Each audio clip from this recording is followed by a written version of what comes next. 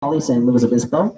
It's another great day for baseball here on Cape Cod as the Whitey Red Sox head to Brewster to face the Whitecaps. The Red Sox, after 3 straight interdivision games, 1 against the Wareham Gatemen and 2 against the Hyannis Harbor Hawks, they'll ride a 3-game win streak here into Stony Brook Field here in Brewster, Massachusetts. Alongside Brian McLaughlin, I'm TJ Mathewson. We want to welcome you in here on this beautiful Friday evening, another Red Shirt Friday here on Cape Cod. The Brewster Whitecaps will be donning their red home uniforms, Cape-wide, they wear on Fridays to honor our military. And we just wrapped up 4th of July yesterday. A wonderful week of weather for everyone. It's festive. This whole inlet, this whole slip of elbow of Cape Cod is packed. And it's been a great time, and the Red Sox have done well as well, winning their last 3. It's 3 different games. First, a pitching duel, 3-1 win against the Wareham Gatemen. Then a dominant, complete effort against the Hyannis Harbor Hawks, 13-1. And then yesterday, an ugly slugfest that the Red Sox were able to come out on top of, 9-7. Yeah, they come from behind win yesterday for the Red Sox, and really, they just overall, these last week or so, have been playing great baseball. The weather's been great outside, and it's coming together. This team's starting to find their identity, has a really strong offensive power. The Whitey offense and the lineup really starting to take some consistent shape for Scott Pickler and company, and so I think that's just going to continue to move forward and build upon itself. Currently tied for first in the league with Chatham in points, and this team right now starting to click on all cylinders. They have the best record in the Cape League over the last 10 games. Things are just continuing to look up for this team. And a couple of guys that have really separated themselves from the pack we've seen so far here this summer. We have Austin Wells, the home runs and RBI leaders in the Cape League, 5 and 15 respectively there. And then Wyatt Young entering day hitting over 400. It's been really special to watch these 2 guys play. And they go about it in completely different ways. Wyatt Young, much more on the contact side. He's got some power, but he's aggressive early in counts. He's going to take his hacks. Austin Wells, he's going to see a lot of pitches. He has power to all fields. Both can hit for high averages they're showing, but those 2 right now are the cream of the crop in this lineup. At the moment, surefire all-stars, it appears, and really a couple MVP candidates when you look at this team. So, and the Red Sox will send out Eric Tolman, the freshman out of Arizona State, 2-way guy. This is going to be his 4th appearance of the summer and his 2nd start. He has an ERA just under 3.7. We saw him hit a home run a couple days ago in Hyannis. Really special moment there for him. He comes in to pinch hit in the 9th inning, works a good count, and knocks one off the J on the brand new scoreboard there in Hyannis. He won't be in the lineup today, but he'll get a chance for his 4th appearance of the summer. We'll step aside for the national anthem. When we come back, we'll have starting lineups, defense, and more here on the Cape Cod Baseball League Network.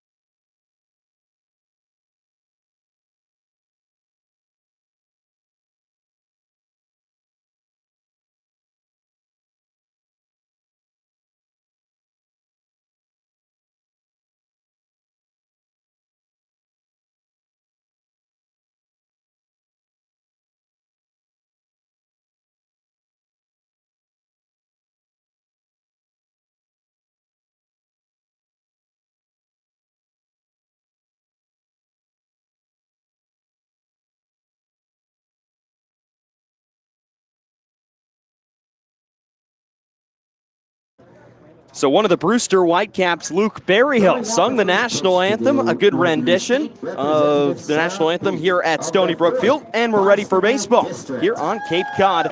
Here's the lineup. The Red Sox will stand out against the right-hander out of Alabama, Connor Shamlin. Leading off, it'll be a leading hitter in all the Cape Cod Baseball League. It's Wyatt Young playing shortstop. The designated hitter, Noah Campbell, will hit second. Austin Wells will be at first base for the first time this summer, and he'll bat third. Batting fourth out in right field will be Tate Samuelson. The center fielder, Brad Beasley, bats fifth. Riley Tarana, the third baseman, will bat sixth. The left fielder, Andrew Eister, will bat seventh. The catcher is Noah Cardenas. He'll bat eighth.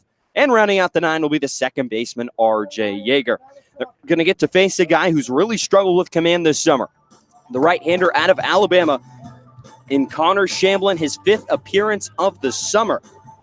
He's 0-1 with an even 3 ERA here in his fifth game. But in the 9 innings he has pitched, he's struck out 7 and walked 12. He's had a pair of 5 walk outings in his first 2 outings of the season against Bourne and Orleans. And it's really just in general struggle to find the strike zone. And it's interesting that he's started a couple games. This will be his third. Not a guy who started for Alabama this spring and doesn't go deep in any games. He throws a lot of pitches due to that struggle with command and only gone 9 innings in 4 appearances so far this summer. Barely ever longer than 2. So we'll see how long he goes today on the mound and how quickly they're going to need to go to the bullpen. Maybe it's a starter situation or a type of situation where you use one of those guys who just goes an inning or 2.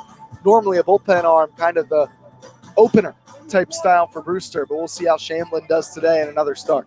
Shamlin stands at 6'1" and even 200 pounds, native of Lakeland, Tennessee.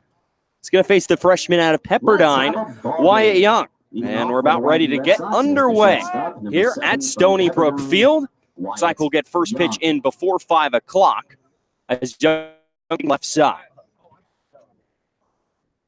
The third baseman, Marcus Castanon, plays it on the grass, expecting Wyatt to bunt. We've seen him lay down a few beauties here early. The line in the first pitch from Shamlin shows bunt. Pitch misses high for ball 1, and we're underway here from Stony Brook Field. First pitch at 4:57 p.m. here on the East Coast. Young will dig back in, coming off a 3-for-5 night yesterday in the win against Hyannis. 1-0. Stays upstairs, and it's 2-0 on Young. The Red Sox offense was in full effect yesterday. They trailed by multiple runs twice in the ballgame by scores of 4-2 and 7-5. But stormed back in the 7th inning and won in a shortened game due to sunlight. 2-0. Misses down and outside, and the count's 3-0 on Wyatt. Wyatt has been such a good hitter for this YD team as of late, mostly because he's been aggressive early in counts, but here the leadoff man just hasn't gotten anything to swing the bat at yet. Shamlin showing the control issues early. Here's the 3-0. Way upstairs, not even close to the strike zone. So 4-pitch walk for Wyatt Young to lead off the ball game. That pitch up above his head as he'll jog down to first base, and immediately the Red Sox have a runner on at first base. And now Noah Campbell, the switch hitter, will bat left-handed. And already a trip out to the mound. Looks like stretching. Shamlin is stretching his right leg, pointing down around his ankle even. You wonder, that's the leg that he pushes off on, and now the trainers are going to come out and have a look. So he takes off his right shoe altogether. So 1 batter into the game, 4 pitches, 4 balls to Wyatt Young, and Connor Shamlin out being looked at on the mound. That would be didn't look comfortable. That would be a catastrophic thing for Brewster, a guy who you want to go at least an inning as he's out trying to put some weight on that foot, it looks like. But definitely an interesting thing after the 4-pitch walk. Brewster might already have to go to the bullpen and get somebody up, not prepared, as now they run into the dugout. Looks like his whole sock is off. A blister maybe? Perhaps a blister, trying to get something with the right foot.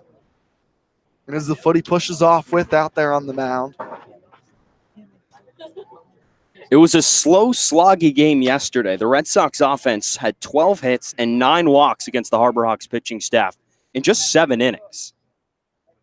That game crawled along. This game not off to a hot start. We're going to step aside and we'll come back. We find out more on the situation of Shamblin on the mound for the Brewster Whitecaps.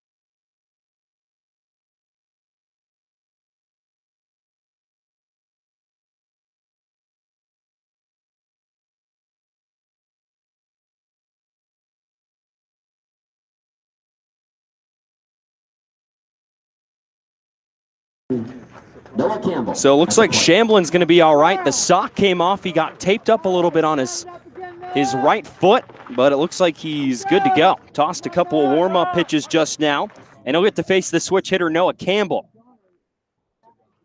So Wyatt Young reached first on 4 straight balls to lead off the ball game. First pitch to Campbell, curveball in there for a strike. That's the first one of the ball game for Shamblin. It's 0-1 on Campbell. First time we've seen the off speed, it was 4 straight fastballs to Wyatt Young that all missed. So maybe just has the feel of the curveball. Campbell back in the lefty box. Shamblin, the right-hander, sets, and the 0-1. Fastball dots the outside corner, and the count is 0-2. Just needed the tape. It's the difference maker, apparently. After 4 straight balls, he got taped up, and now 2 straight strikes fired in there to Campbell. He's now got to protect with 2 strikes. I should have taped my foot when I was a pitcher. Maybe you wouldn't be here right now. That's what I'm thinking.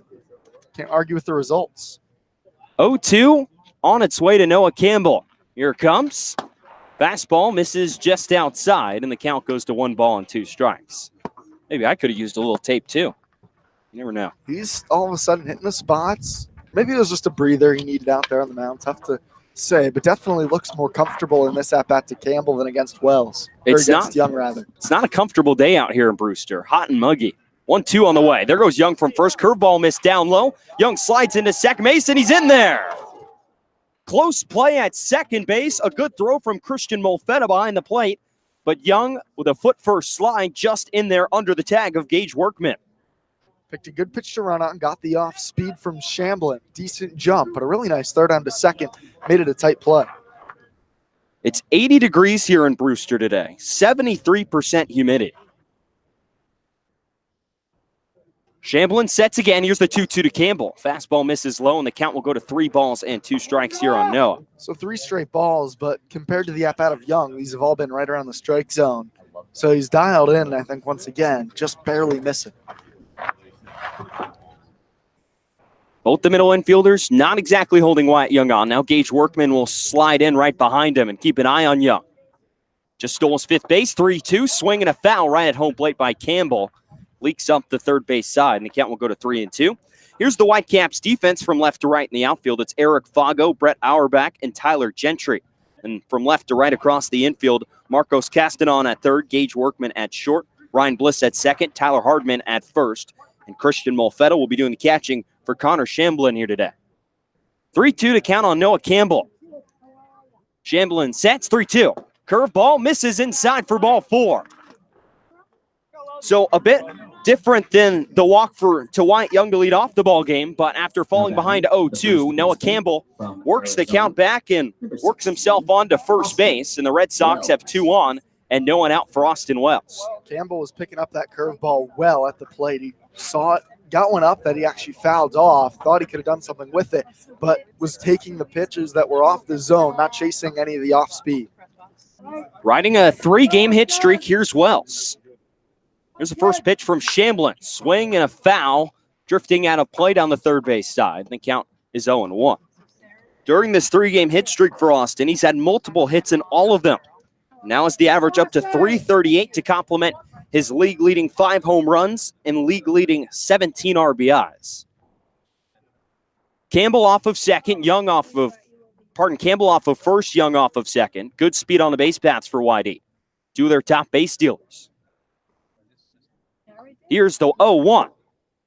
Off speed misses down and inside, and the count will go to 1 ball and 1 strike. Their base stealing leader, however, the Red Sox, stands at the plate right now in Austin Wells. He's 6 for 6. All these guys have at least 5 steals, all 3 in the top of the lineup. That was Young's 5th earlier in this inning. Wells digs back in. Count even on him at 1-1. Runners take their leads. Here's the pitch. Swing and a foul out of play. Straight back behind home plate, and the count is 1-2. Wells making his first start of the summer today at first base. We've seen him behind the plate, his natural position. We've seen him in all 3 outfield spots, and now getting time in the infield. Trying to play shortstop. He wants to play short. So Wells digs back in from the left side. He waits, and the 1-2 on the way. Curveball bounces in the dirt, and the count will go to 2 balls and 2 strikes on Austin. Former #1 catcher in Nevada and the Pac-12 Freshman of the Year. He's going to be draft eligible next year as a sophomore at the University of Arizona. Crowd filling up a little bit more here at Brewster. Between 2 Eastern Division foes. Here's the 2-2 to Wells. Curveball misses outside, and the count goes to 3-2 on Wells. So a couple times now that we've seen Shamblin get up high ahead in the counts with 2 strikes and then work it back to 3-2. Both Campbell and Wells deep at bats. The wind is drifting out towards center field as Shamblin comes set here at Stony Brook. He sets 3-2. Misses low, ball 4. 3 straight walks for this Whitey lineup to start this first inning. And the control issues continue for Connor Shamblin, who's now walked his 13th, 14th, and 15th batters of the year and has yet to record an out here in the first. His last 2 batters, he's been close, but then he started to nibble once he gets to 2 strikes, not trying to get too much of the plate. That's allowed Campbell and Wells both to get back into the counts. So here's Tate Samuelson, wearing number 34 today, opposed to his regular number 35. First pitch on the way to Samuelson, swinging a foul out of play behind home plate. And the count's 0-1. Thanks to Redshirt Friday, the Red Sox going to wear their road white alternates, or just their white alternates, I'll say. Worn these at home before, too. Combination of red, white, and blue on the sides, with red outlining the blue numbers. 0-1. This is outside, and the count goes to 1 ball and 1 strike. It's a fresh look to go along with the white pants, opposed to their regular regular white uniforms, which look almost exactly like the Boston Red Sox uniforms. Up in Boston, about 70 miles away from here at Fenway Park.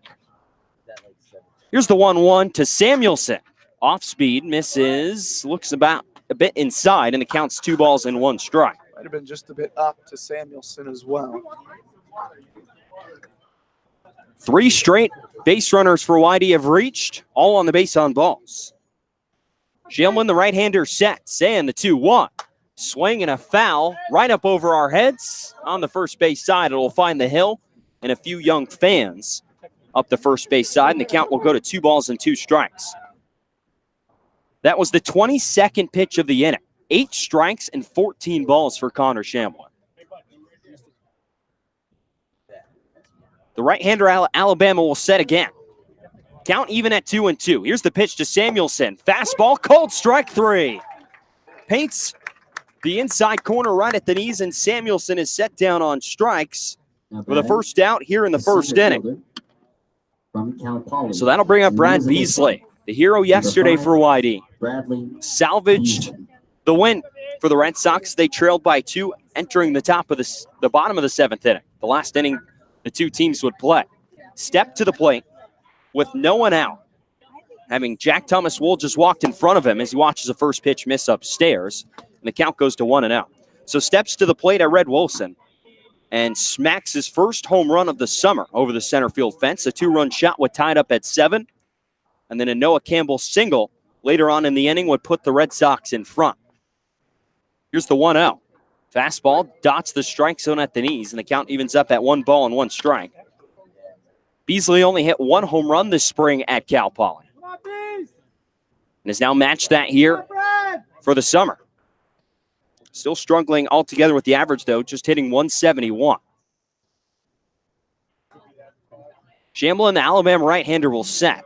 And the 1-1 on the way. Swing and a foul again over our heads on the first base side.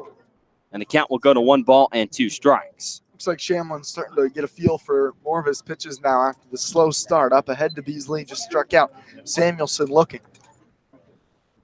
Count is 1 ball and 2 strikes on Brad Beasley. Shamblin, the freshman out of Lakeland, Tennessee, standing at 6'1", 200 pounds. Here's the 1-2. Swing and a foul out of play first base side again. The count stays at 1 ball and 2 strikes. So Young is standing on third base, reached on a leadoff walk. Campbell followed him with a walk on a 3-2 count. And Wells the same over on at first. 1 ball and 2 strikes here to Beasley. Shamblin has worked himself into trouble. He's trying to work himself out of it right here. A ground ball double play ends the inning. He'll come set on the bump, and the 1-2 on the way. Swing and a miss, strike 3.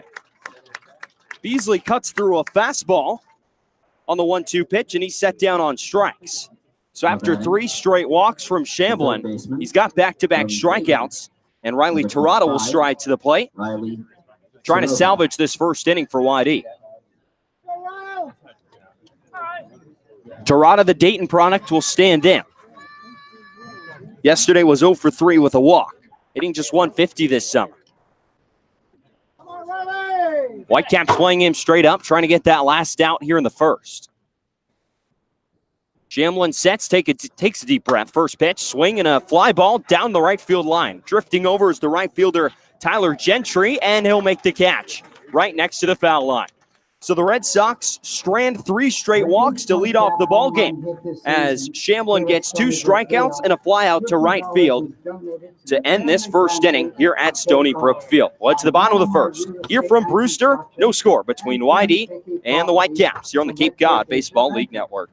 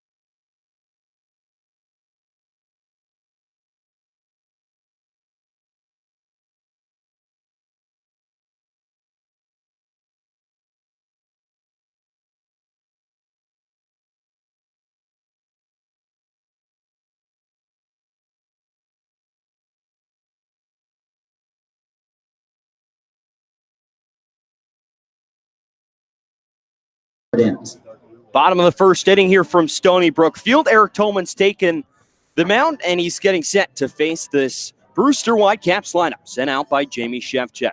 Leading off, the second baseman will be Ryan Bliss. He tore apart the Red Sox in the 2 games he saw versus them earlier about a week ago. Batting second will be the center fielder Brett Auerbach. Right fielder Tyler Gentry bats third. Marcos Castanon, the third baseman, will be batting cleanup. Tyler Hardman is at first base, second in the Cape League in home runs, right behind Austin Wells, is batting fifth. DJ Collette, the designated hitter. We didn't see him last time. We'll see him here tonight. He's in the designated hitter role. Batting in left field, batting seventh will be Eric Fago. Batting eighth is the catcher Christian Molfetta, and rounding out the nine will be the shortstop Gage Workman. So here's Bliss, the second baseman out of Auburn. His only home run of this season came back against the Red Sox on June 29th. First pitch from Tolman. It's going to miss for ball one. A fastball for Merrick. A two-way guy for the Sun Devils of Arizona State. Just wrapped up his freshman year. 0-1 on the way. Swing and a rocket past the first baseman, Austin Wells, and into right field for a base hit. So Bliss extends his 6-game hitting streak to 7 with a leadoff base hit here in the first inning. He's gotten a hit in every game except his first one for the Brewster Whitecaps, and that will bring up Brett Auerbach, the center fielder out of Alabama. Auerbach will step in. He's hitting .281, which is first amongst all full-time players on this Whitecaps lineup. So bat from the right side. He waits the first pitch from Tolman. It gets behind Cardenas as it misses down and inside for ball one. It scoots all the way near the Whitecaps dugout down the third base side. And Tolman is behind now 1-0, and the runner advances to second base and Ryan Bliss. Whitecaps, 5th in the league in stolen bases, right in the middle. They have 3 guys who are their main primary base stealing threats: Gage Workman, Brett Auerbach, and Ryan Bliss. Those 3 make up the 9, 1, and 2 in this Whitecaps lineup. Tolman sets again, and he'll fire home the 1-0. Auerbach shows bunt. It's called a strike. It gets away from Cardenas again on the inside corner. 2 pitches here to Auerbach, and both get past Noah Cardenas behind the plate. Looked like that one, you just tried an extra second to frame it and hold it there, and just got a portion of the glove, and he couldn't squeeze it. So with that, advancing all the way over to third is Ryan Bliss. So Bliss standing 90 feet away from home plate here with no outs in the bottom of the first. Tolman sets again. Corner's playing even for the Red Sox. The 1-1 fastball misses low, and the count will go to 2-1. Tolman appearing in his 4th game of the summer in his 2nd start. Had a really good freshman season at Arizona State. We're at an ERA under 3. From both sides as he fires home the 2-1, swing and a rocket deep right field. This is chasing back the right fielder Samuelson in the gap. He's there, he tracks it down and will make the catch. Tagging at third, coming home to score is Brett Auerbach, is Ryan Bliss. And the Whitecaps, 2 batters in, are on the board. It's 1-0 Brewster. The right fielder from Off the Alabama. bat, that looked like it might 28, split the gap, and we were thinking Gentry. potentially extra bases for Auerbach, but Samuelson, normally the infielder, able to run it down out there in right field. That's a nice catch, but the 2 balls that got by Cardenas, one a wild pitch, one a pass ball, allow the run to score. So here's the first pitch to the 3-hole hitter Tyler Gentry. Grounds it to second base. Easy play for R.J. Yeager as he fields off to his left. He'll throw to first base, and that will be the second out of this first inning. They bring up the third baseman, Marcus Castanon. From UC Santa Barbara, number 31. So out of Marcos UC Santa Barbara, Castanon will step to the plate. Is hitting just .209 this summer. 3 doubles, a home run, and 10 RBIs, which is tied for first on this Brewster Whitecaps team. Tolman, a 3-pitch guy, a fastball, curveball, and a slider, sets first pitch. Fastball there catches the inside corner, and the count's 0-1. So Tolman pitched in both the rotation, pitched in midweek games for the Sun Devils, and appeared out of the bullpen on the weekends as the 0-1 is tapped right back to him on a hop he fields. So underhand to Austin Wells over at first base, and that will get him out of this first inning. So he serves off the leadoff single, and Bliss gets all the way around to third on a pair of wild pitches / pass balls to Noah Cardenas, and then comes home to score on the sacrifice fly from Brett Auerbach. 1-0 Whitecaps as we head to the second inning here from Stony Brook Field. You're listening to Whitey Red Sox baseball on the Cape Cod Baseball League Network.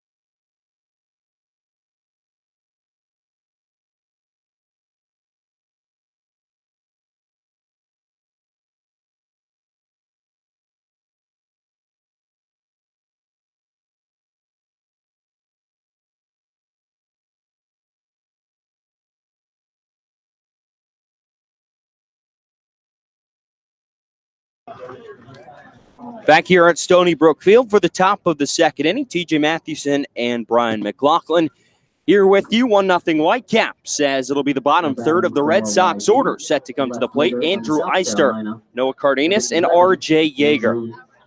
So Eister, he's spinning quite a skid lately. Will step to the plate here to lead off this second inning. He's just 1 for his last 22 over his last 8 games since the doubleheader at Falmouth, where he hit smack 2 home runs. First pitch misses high to him, and the count's 1-0. Connor Shamblin still out on the mound for the Whitecaps as he looks to have a cleaner second frame.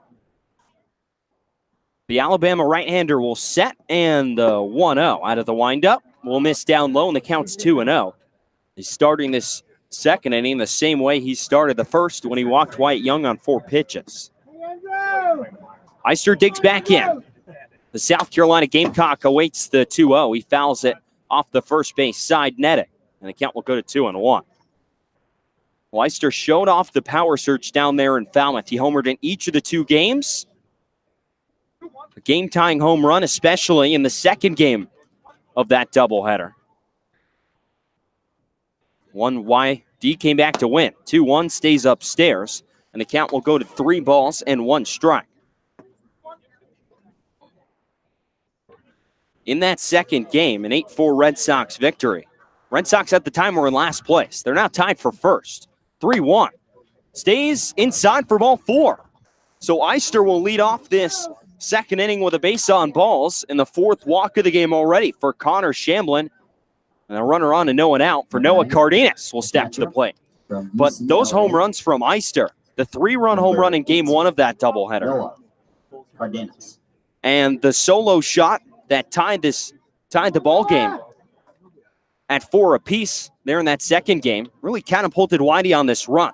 They've been 8-2 over their last 10 and have catapulted themselves into a tie at the top of the standings in the Eastern Division.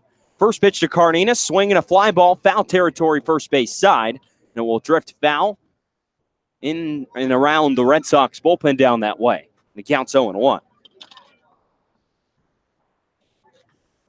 The Red Sox had about an average first couple of weeks, but have really turned it on here of late. Everything was just so choppy. It was hard to get in a rhythm because of all the rainouts. So it never really felt like the team got in a rhythm. This past week plus, like you mentioned, really, since that Falmouth game, they've played in consecutive days in a row, and the offense feels like it's gotten their footing. The Red Sox have gone 8-3 since that point. 0-1 catches the strike zone to Cardenas right on the inside corner at the knees, and the count's 0-2. It's going to be a tight race in the Eastern Division the way it looks right now. You have the 3 teams at the top of the East: Chatham, Whitey, and Orleans in that order. The Anglers and the Red Sox each with 25 points. The Firebirds of Orleans with 24. Here's the 0-2. Swing and a line drive down the right field side, but it hooks foul again. The count will stay 0-2 on Cardenas. Of course, Chatham playing a doubleheader today against Falmouth. They already dropped game 1, 3-2 to the Commodores. So still tied with the Red Sox. So they still have game 2 coming up here at about 6 in Falmouth. So we'll keep a monitor on that one for you. And so it's a chance to still be tied for first if Whitey can win now this evening. Cardenas digs in from the right side. Here's the 0-2. Fastball, strike three called on the inside corner. Cardenas not happy with the call. Will walk back to the YD first base dugout. And this one down for the Red Sox here in the top of the second inning. And that'll bring up R.J. Yeager. He didn't play yesterday, but July 3rd, which 2 days ago, at Hyannis was 3 for 5. For a guy who's really struggled this summer, it's good to see him have that day. As he digs in from the right side, waits the first pitch. It's going to miss low for ball 1, 1-0. The Mercer product.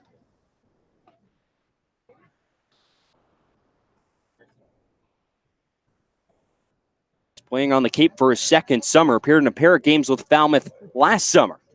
It's 1 for 5. Throw over to first base. And back in plenty of time is Eister. Yeager, a 2018 perfect game freshman All-American. Fantastic freshman season at Mercer. He hit .324, 12 doubles and 6 home runs. 1-0. Swinging a fly ball, deep center field. That's going to back up Auerbach. He's still drifting back. Now he'll drift in a few steps. He's there, and he makes the catch for out number 2 on Yeager.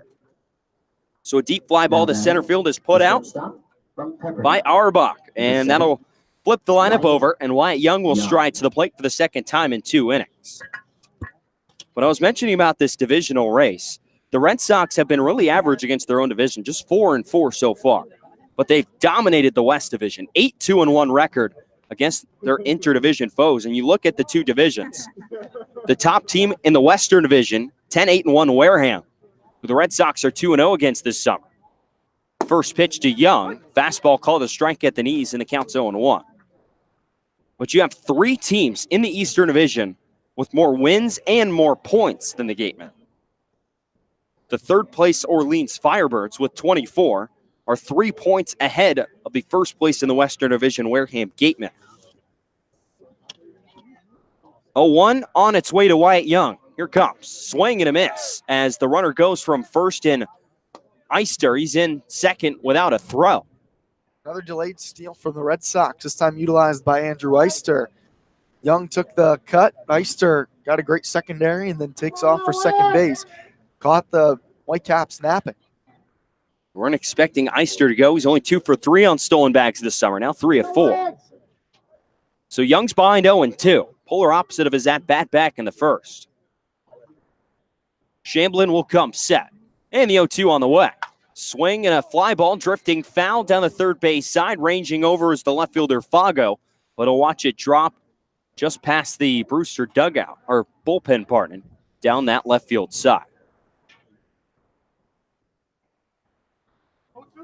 Young entered today hitting .400 right on the dot. The Cape League leader in batting average, 32 points higher than the next closest guy. It's just been special what Wyatt Young has done as Shamblin tries to quick pitch him right there as Young just plants his foot into the box. No plate umpire telling him no pitch and let Wyatt Young get set.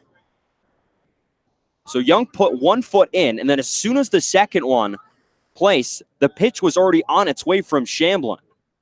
Tried to catch Young off guard. Just might be what it takes to stop Young nowadays. Guess it's worth trying, but got a stern word. 0-2 on its way from Shamblin. Swing and a drop and a foul tip from Young right at home plate as the catcher Christian Molfetta couldn't hold on. Might have even skipped off the dirt after he got a piece of it into the glove and out from Molfetta. So Young just manages to stay alive on the big breaking ball. Young, small guy, stands at just 5'7", but hits big with the bat. He bats from the left side, the native of Honolulu, Hawaii. Shamblin will come set again. Runner off of second is Eister. 0-2. Bounces in there. Gets away from Molfetta. He doesn't know where it is. Eister rounds the bag at third. Big turn. And he'll turn around and jog back to the pillow. So Eister took third on the wild pitch that got away from Christian Molfetta. Took a big round at third as Molfetta took a while to find that baseball, but he'll stay right there. It'll be ball 1. It counts 1-2 on Wyatt Young. Molfetta turned his glove over to try to backhand pick that ball. Looked like it might have been the fastball. Hard for catchers to really get down and block the fastball because they're not expecting it in the dirt. so often they try to just pick it, and that one gets away from Molfetta for the wild pitch. So Young digs back in. He's choking up on the bat here with 2 strikes. Here's the 1-2. Swing and a foul out of play. Just behind home plate on the third base side. Count stays at 1-2. Young, one of the only guys I've seen so far this summer choking up with 2 strikes.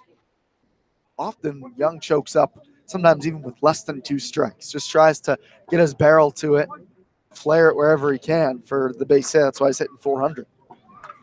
Shamblin will set again. He's ahead 1-2. Here's the pitch. Fastball stays upstairs right at the eye level of Young, and the count will even at 2-2. And Young's not exactly crushing all these baseballs. He's been great at hitting them where the defenders aren't, whether left side, right side of the infield, in the gap, down the line. He's been spot on with that. Just continues to get his bat to whatever pitch these pitchers have thrown recently. Here's the 2-2 on the way. Curveball chopped foul right into the netting, protecting the Whitey dugout on the first base side, and Young stays alive at 2-2. Then you have the guys behind him, Noah Campbell and Austin Wells. You hear some cannon shots off of their bats. This Whitey top 3 of the lineup has just been lethal this summer. Shamblin sets again, and the 2-2 on the way. Swing and a miss, strike 3. Young not happy with himself. He chased a pitch well up and out of the strike zone as he strikes out to end this second inning and bail Connor Shamblin out of more trouble via the free pass. Led to the bottom of the second inning. Here from Stony Brook Field in Brewster, it's the Brewster Whitecaps 1 and the Whitey Red Sox 0 here on the Cape Cod Baseball League Network.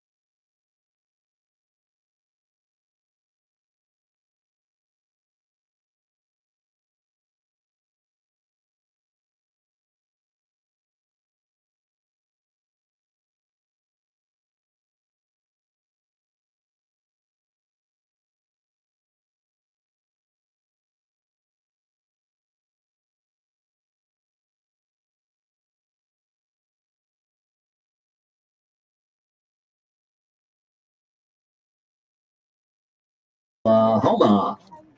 Number 42. 5, 6, and 7 due up for the Whitecaps here in the bottom half of the second inning. They lead 1-0 over the Whitey Red Sox. TJ Matthewson and Brian McLaughlin here with you from Stony Brook Field. Eric Tolman, the lefty out of Arizona State, fires home a first pitch strike.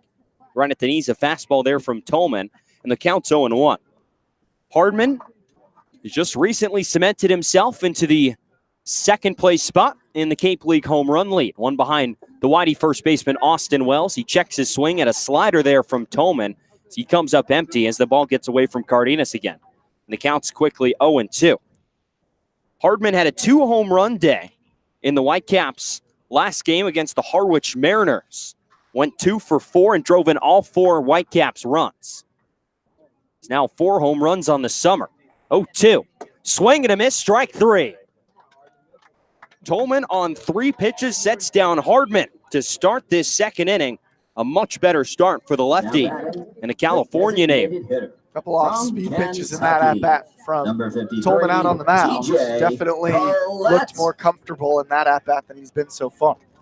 So here's TJ Collette. We didn't get to see him last time out. At the time, Whitey saw Brewster a week ago, about a little less than that. Collette and Austin Wells are tied for the league lead in home runs as the big lefty out of Kentucky swings through the first pitch from Tolman, and the count's 0-1. Hasn't homered, though, since June 19th when he smacked 2 home runs, coincidentally, like his teammate, also against the Harwich Mariners. Here's the 0-1. Bounces in the dirt, and the count will go to 1 ball and 1 strike on Collette. We didn't see him because he went to go in the college home run derby that they hold in Omaha after the college national championship. So after the Vanderbilt Commodores dogpiled there in Omaha, Collette got his chance to put on a show. It's the 1-1. Swing and a miss from the lefty, and the count's 0-2. Well, Collette only lasted till the second round. He had 16 total. He lost to Griffin Dorshing. The whole field did, out of Northern Kentucky. Well, the big right-handed bat hit a total of 51 home runs. 1-2 to Collette, swing and a miss, strike 3. So Tolman meaning business here in the second inning as he strikes out the first 2 Whitecaps he sees here in the second frame. That'll bring up the left fielder, Eric Fago. Only 1 ball in this frame. He's really going with the off speed. It's been working. Nobody's been anywhere close so far. The Lake Forest, California native Tolman will fire home the first pitch to Fago and misses a bit outside for ball 1-1-0. Fago hitting 196 this year with a double and 2 home runs. Here's the 1-0 from Tolman. Fastball catches the strike zone, and the count will even at 1 ball and 1 strike. Tolman has played both ways for the Red Sox this summer. He hit a home run 2 days ago at Hyannis in a pinch hitting opportunity. 1-1. This is down and inside. The count will go to 2-1. He hit 3 home runs this spring at Arizona State. They came in the span of a week in a pair of midweek games against Seattle U and UNLV. 2-1. Misses inside again, and Tolman's fallen behind 3-1. An end of the year hitting just .227. With a 2.83 ERA on the bump whenever he was needed. He appeared in 23 games for the Sun Devils and started 4. Here's the 3-1 from the lefty. Fastball misses inside for ball 4. Tolman doesn't miss by much. He's not very happy with the call. But the home plate umpire, Mickey Garcia. From Stanford. So with 2 outs, a 2-out walk from Tolman. That'll bring up Christian Molfetta, his Pac-12 foe, who plays at Stanford. So Molfetta will shed the catcher's gear, now stride to the plate. He's hitting .364 in just 6 games this summer, a double, a home run, and 2 RBIs.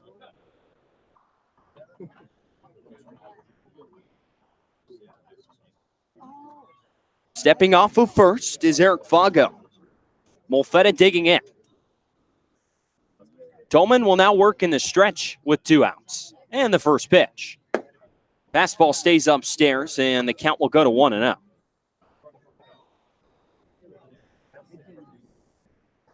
Whitecap struck for 1 back in the bottom of the first inning. A sacrifice fly off the bat of Brett Arbach. Alabama Crimson Tide. 2 batters into the game. The Whitecaps are on the board. Here's the 1-0. Swing and a fly ball deep left field. Eister will just look at it as that one sails way out of here. Christian Molfetta knocks a no-doubt 2-run home run over the left field fence here at Stony Brook Field. Eister just took a few steps back and watched that one sail into the trees beyond the left field fence. And the Whitecaps are up 3-0 here in Brewster. Just turned and burned on the pitch. His 2nd home run of the season. Tolman was cruising through the first couple batters of the frame. But Brewster all of a sudden with a 3-0 lead early. Number 25. These 2 teams love hitting home runs. The Red Sox are 3rd in the league in home runs. The Whitecaps tied for 1st with 19, now just hit their 20th on the summer. Here's the first pitch to the 9-man Gage Workman. Teammate versus teammate right here at Arizona State, and Tolman's ahead 0-1. Which switch hitting Workman hits from the right side. And the 0-1. Fastball misses low below the kneecaps, and the count is 1 ball and 1 strike. Well, that's got to be frustrating for Tolman. You strike out the first 2 batters of the second inning. Then you give out a 2-out walk on a close pitch. And then you're greeted with a 2-run home run from Molfetta. 1-1, swinging a chopper out towards shortstop. White Young kicks it for a second, recovers, throws to first, and the ball gets past. Does it get past Austin Wells? It looks like it does. And the base runner Workman will now jog down to second as that one got out of play. Down that first base side. Top of the lineup for the Whitecaps. And now with 2 outs, 3 straight hitters have reached against Eric Tolman. Number 13. Going to give Wyatt Young the air, it looks like. It's a tough air on the shortstop. First bobble we've really seen from him as he was ranging in the hole to his backhand side. If he gloves it cleanly, still would have taken a strong throw to get Workman, but probably would have gotten him in time. So here's Ryan Bliss for the second time in 2 innings. The Auburn Tiger awaits the first pitch. He cuts through a slider from Tolman, and the count's 0-1. And again, it's an infield single for Workman, advances on the throw. And so that's, I suppose, pretty reasonable, actually, as it looks like even if Young fields that cleanly, it's a close play at first. But because he advances, then he gets the air.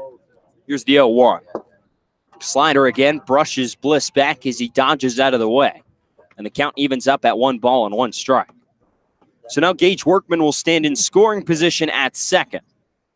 Pretty good speed on the base paths. He has 4 stolen bases this summer.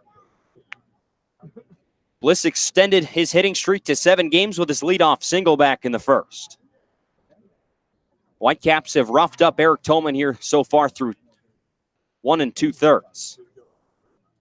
Tolman peeks back at second in the 1-1. Swinging a ground ball towards third base. Kicked by the third baseman, Terada, as it leaks into shallow center field. Workman will round third, and he'll come home to score easily. That'll be an E6 or E5, pardon, on Riley Terada as another run crosses the plate for the Whitecaps here in the second inning. It's 4-0 Brewster. Terada caught in an awkward spot there. The hopper to his left. He was drawn in on the grass. Went to kind of short hop it, and it just kicks off his forearm on a medium hop. Couldn't quite get the short hop or the big hop. Definitely just caught in between. That's going to be a tough play when you get that type of hop. He's got to take the charge forward and try to get that either on the high hop or right after it bounces in the grass. The inning's going to continue. Back-to-back plays with an error. Back-to-back balls and play with an error for the Red Sox defense, both on the left side of the infield. Bliss bluffs at first as the first pitch misses high to Brett Auerbach for ball 1-1-0. So the first run of the game was unearned because of the pass ball on Cardenas, and now one of the runs this inning unearned because of a couple errors by the left side of the infield. Tolman will set again. Bliss staring right back at him at first. 1-0. Off speed misses inside, and the count's 2-0. Things have just fallen apart here for Eric Tolman with 2 outs. First 2 batters of this second inning, both strikeouts. Then a walk, a 2-run home run, an infield single paired with an E6, and then an E5. 2-0. Fastball misses a bit high and outside, and the count will go to 3-0.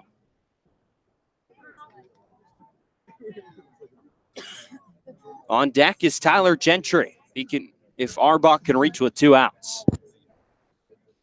3 balls and no strikes to Auerbach. Here's the offering from Tolman. Fastball dots the inside corner, and the count will go to 3 balls and 1 strike. Tolman, as I mentioned, Lake Forest, California native, attended El Toro High School, where he was Orange County Baseball Player of the Year, as he'll turn and throw to first base and back in plenty of time as Bliss. He was named that by the Orange County Register in his senior season in 2018. He peers in at Noah Cardenas behind the plate and will come set. He turns and throws to first again, and Bliss is back without a dive. Was the number 2 left-handed pitcher in California in 2018 by perfect game, and the number 15th player overall. Was one of the highest recruits in the 2018 recruiting class for the Arizona State. Here's the 3-1. Bliss goes from first, and the pitch misses high for ball 4. The throw won't matter from Noah Cardenas, as another base runner will reach here with 2 outs in the second inning against Eric Tolman. His second 2-out walk in this frame will bring out the right fielder Tyler Gentry. And now Christian Wanders out of the dugout for YD on the first base side to have a chat with Tolman. Yeah, Tolman, after those first couple batters where he just was working it with the off speed, got a couple of strikeouts, and a walk, a home run, and then a couple of errors, now another walk. Hasn't bailed himself out. His infield hasn't been able to bail him out either. So, like you said, it's all kind of unraveled in this one for Tolman. So Wanders says what he needed to say and turns around and will walk back to the Red Sox dugout. along the first base side here at Stony Brook Field. Once again, Tyler Gentry at the plate. Local time 5:45 here on the East Coast. Temperature still sitting at right at 80 degrees with still 73% humidity. Makes it feel 5 degrees warmer. Muggy day. First pitch on the way to Gentry. Fastball dots the inner edge, and the count's 0-1. Now, it's hot today, but nothing like yesterday on the 4th of July. It's like stepping out into a sauna at Red Wilson Field.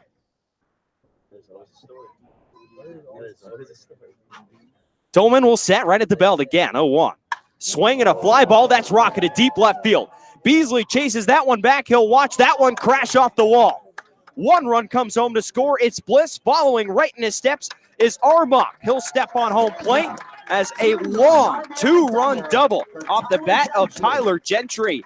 His 5th double on the summer, his 11th and 12th RBIs. As he reaches as the 8th batter of this inning here for the Whitecaps, and they lead now 6-0 here in the bottom of the second inning. All 5 of these runs here in the second with 2 outs. It is just unraveled. That's the second hard hit ball of the frame, and another one that was just blasted out to left. So the 9th batter of this second inning for Brewster will step to the plate in the form of Marcos Castanon. He grounded right back to Tolman to end the first inning. So he looks to avoid end innings and back-to-back at-bats. First pitch from Tolman. Breaking ball bounces in the dirt, and the count is 1-0. For Tolman, that just with 2 outs has just struggled to get that 3rd out here in the second inning. Tyler Gentry leads off of second. And the 1-0 on the way. Swing and a miss.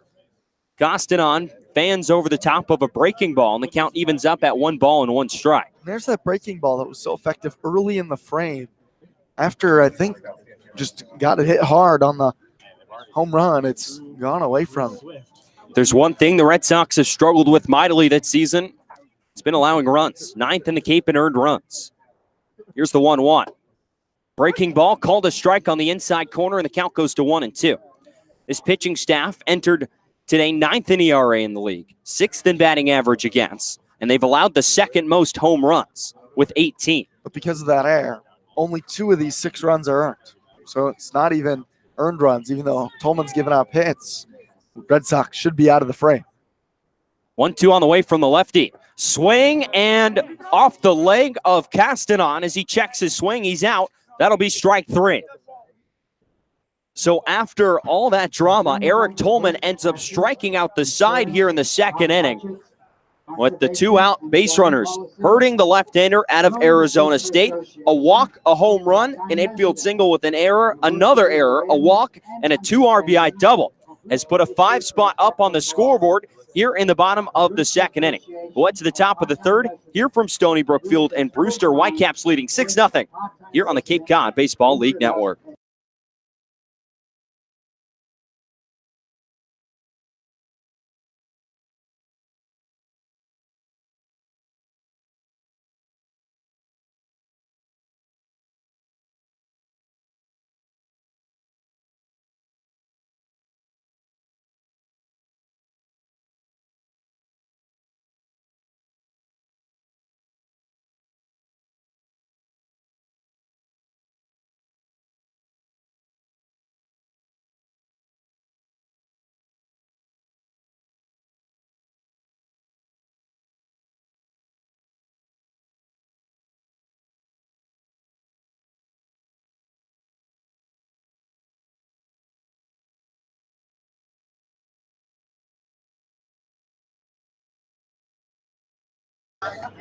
Top of the 3rd inning, and out of nowhere, it is a 6-0 lead for the Brewster Whitecaps here over the Whitey Red Sox. We are in Brewster for this road trip for the Red Sox against the Brewster Whitecaps. A 5-run second inning, seemingly built out of nothing for the Whitecaps, has them up 6-0 as we begin the 3rd. It's Campbell, Wells, and Samuelson due up for the Red Sox against Connor Shamblin. Shamblin yet to allow a hit, but he's walked 4 men for the Red Sox through 2 innings. First pitch to Campbell, fastball right at the knees for a called strike 1 from Mickey Garcia.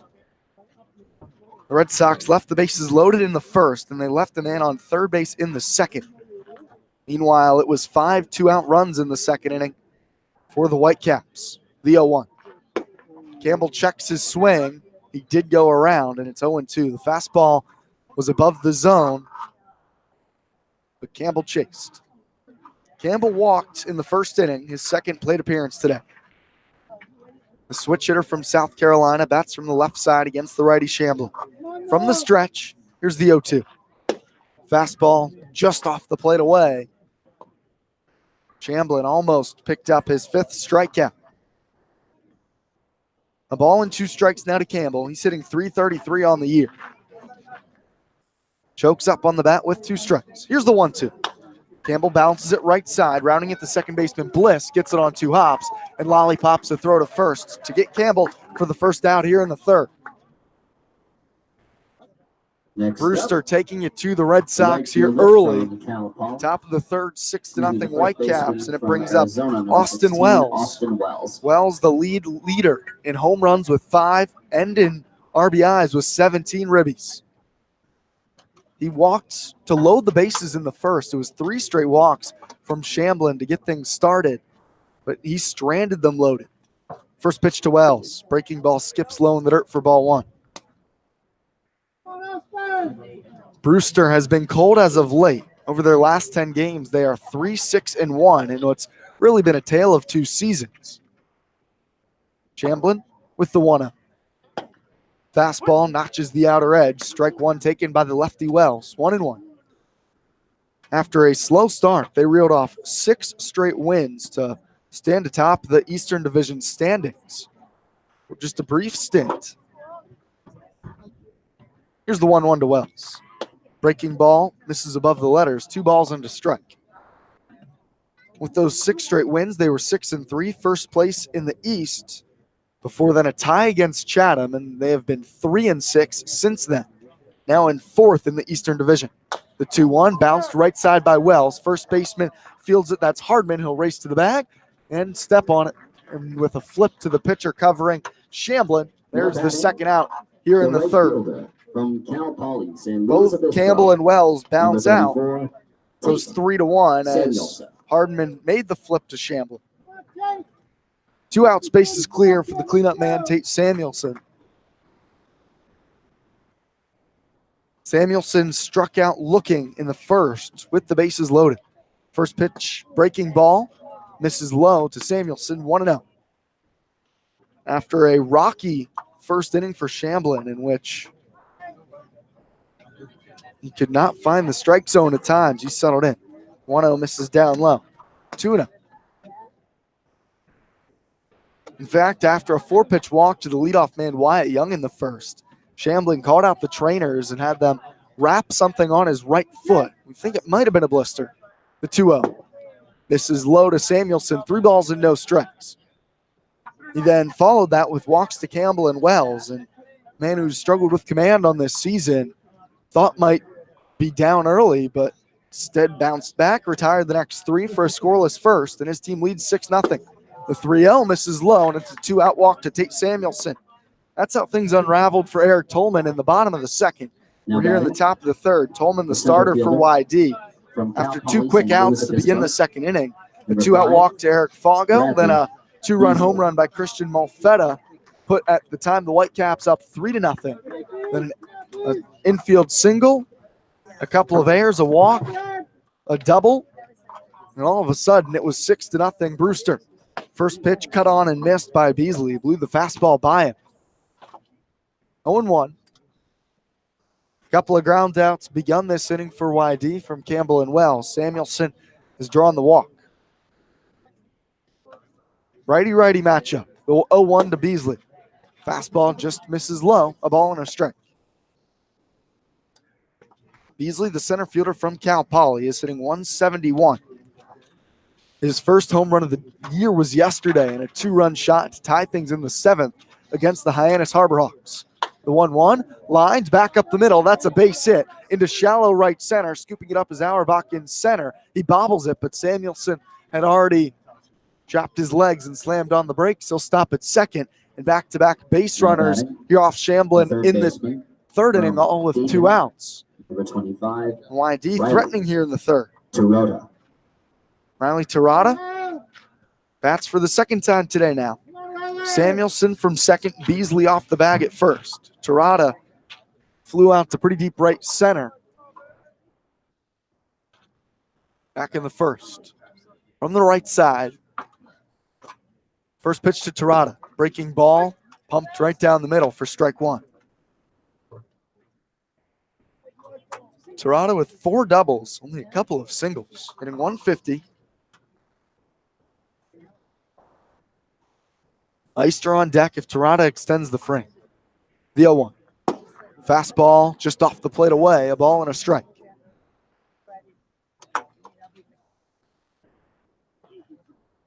Two outs, top of the third, 6-0 Brewster.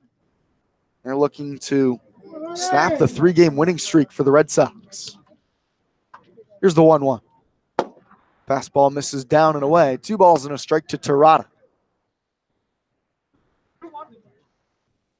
Terada committed one of the 2 errors in the second inning for the Red Sox. 6 runs for the Whitecaps total. Only 2 of them are earned. Here's the 2-1. Breaking ball misses way outside. A nice stop by Malfetta. And it's 3-1 to Terada.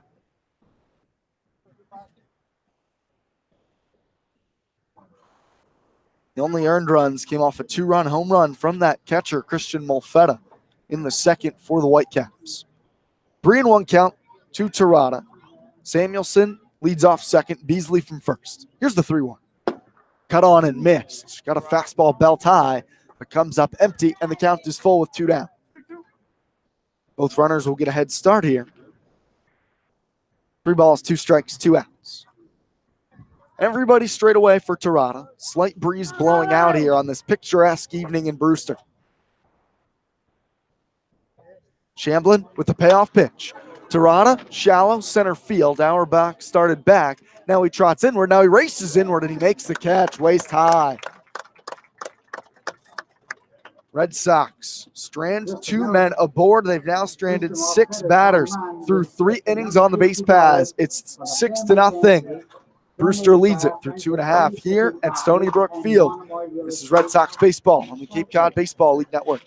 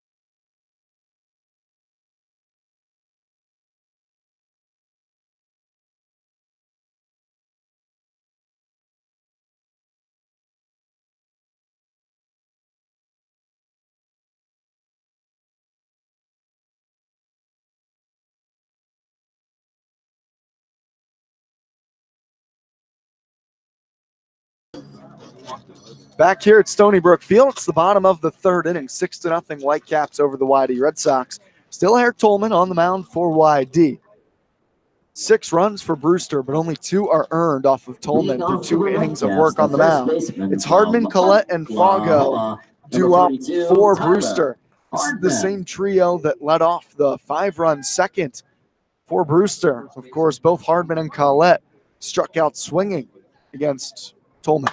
First pitch sharply hit through the right side. A leadoff single for Tyler Hardman as he ropes it through the right side of the infield for his first hit of the day, and he's aboard, nobody out against Tolman on the mound.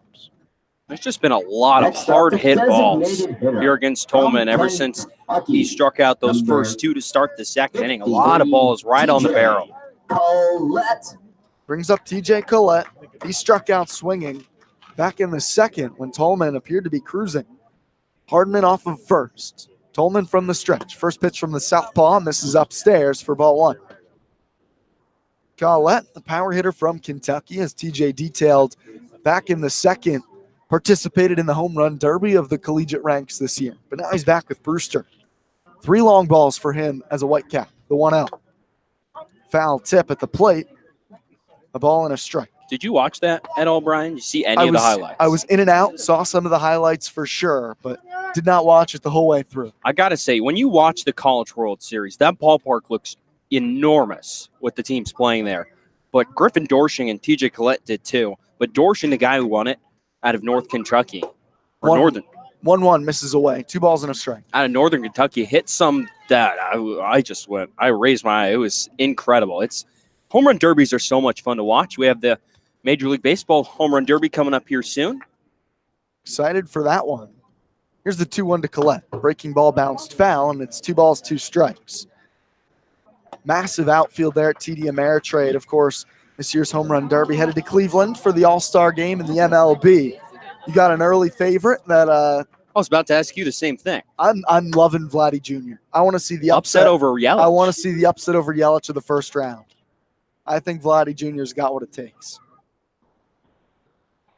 Tolman from the stretch sets at the bell. Here's the 2-2 to Collette. Fastball just off the plate away, and it's 3 balls, 2 strikes. I mentioned the story to you pregame, but Christian Yelich today, warming up for the home run derby, had a batting practice session at PNC Park in Pittsburgh, broke the window of a boat out on the Allegheny River, out beyond the right field seats at PNC Park. Check on first by Tolman. Back in time is Hardman. I tell you what, Yelich is some sort of locked in right now. That Brewers team is struggling, but Christian Yelich, for whatever reason, these last couple seasons as a Brewer, he was good as a Marlin, but he was never this good at an MVP level. The 3-2.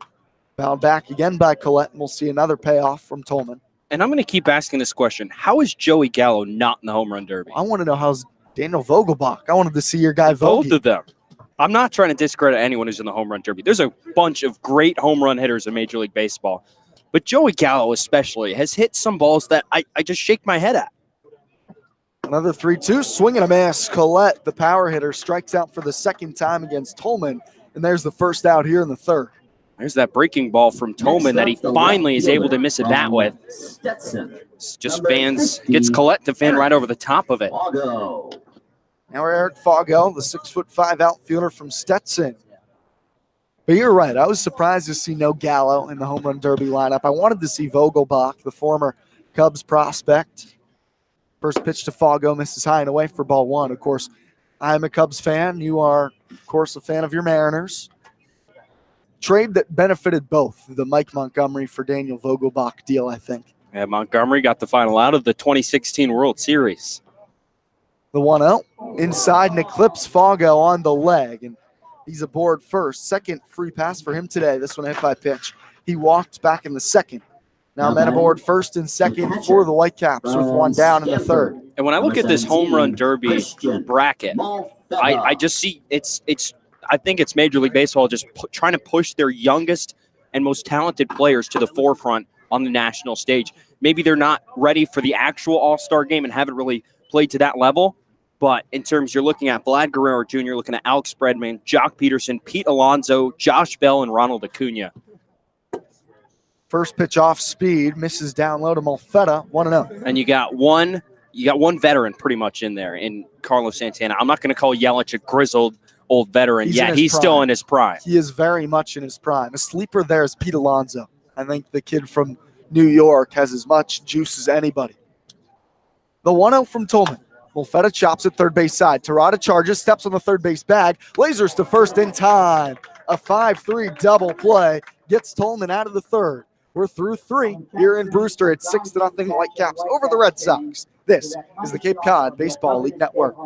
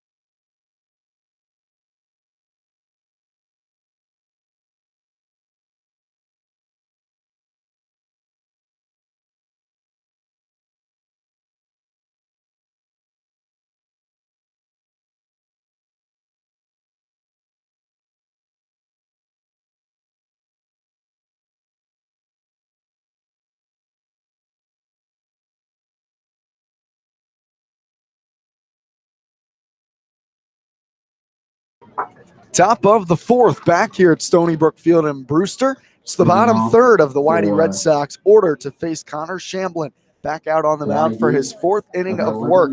Eister, Cardenas, and Yeager all due up for the Red Sox. They trail it 6-0 here as we begin the top of the fourth inning. 4 unearned runs, the story for the Whitecaps off Eric Tolman, and all 5 of their second inning runs came with 2 outs against the Red Sox. Shamblin has worked his way around 5 walks out on the mound for Brewster. First pitch breaking ball to Eister, catches the bottom of the zone. It's 0-1. Shamblin working out of the stretch now. He walked 3 men in the first inning, 1 in the second, and 1 in the third. But nothing the Red Sox have been able to do is pushed across a run. Here's the 0-1. Bounced foul by Eister up the third baseline, and it's 0-2. They left the bases loaded in the first, a man on third base in the second, and runners on first and second in the third. A team that leads the Cape League in runs with 109. That's the most by 11. Has not gotten the big hit today when needed. Only team in triple digits. Shamblin sets at the chest with the bases clear. The 0-2. Eister takes, called, strike 3. Fastball registers on the inner edge of home plate. And that's the 5th strikeout today. 3rd looking from Shamblin on the mound. Now batting. He's really settled in after 3 straight walks to open this ball game.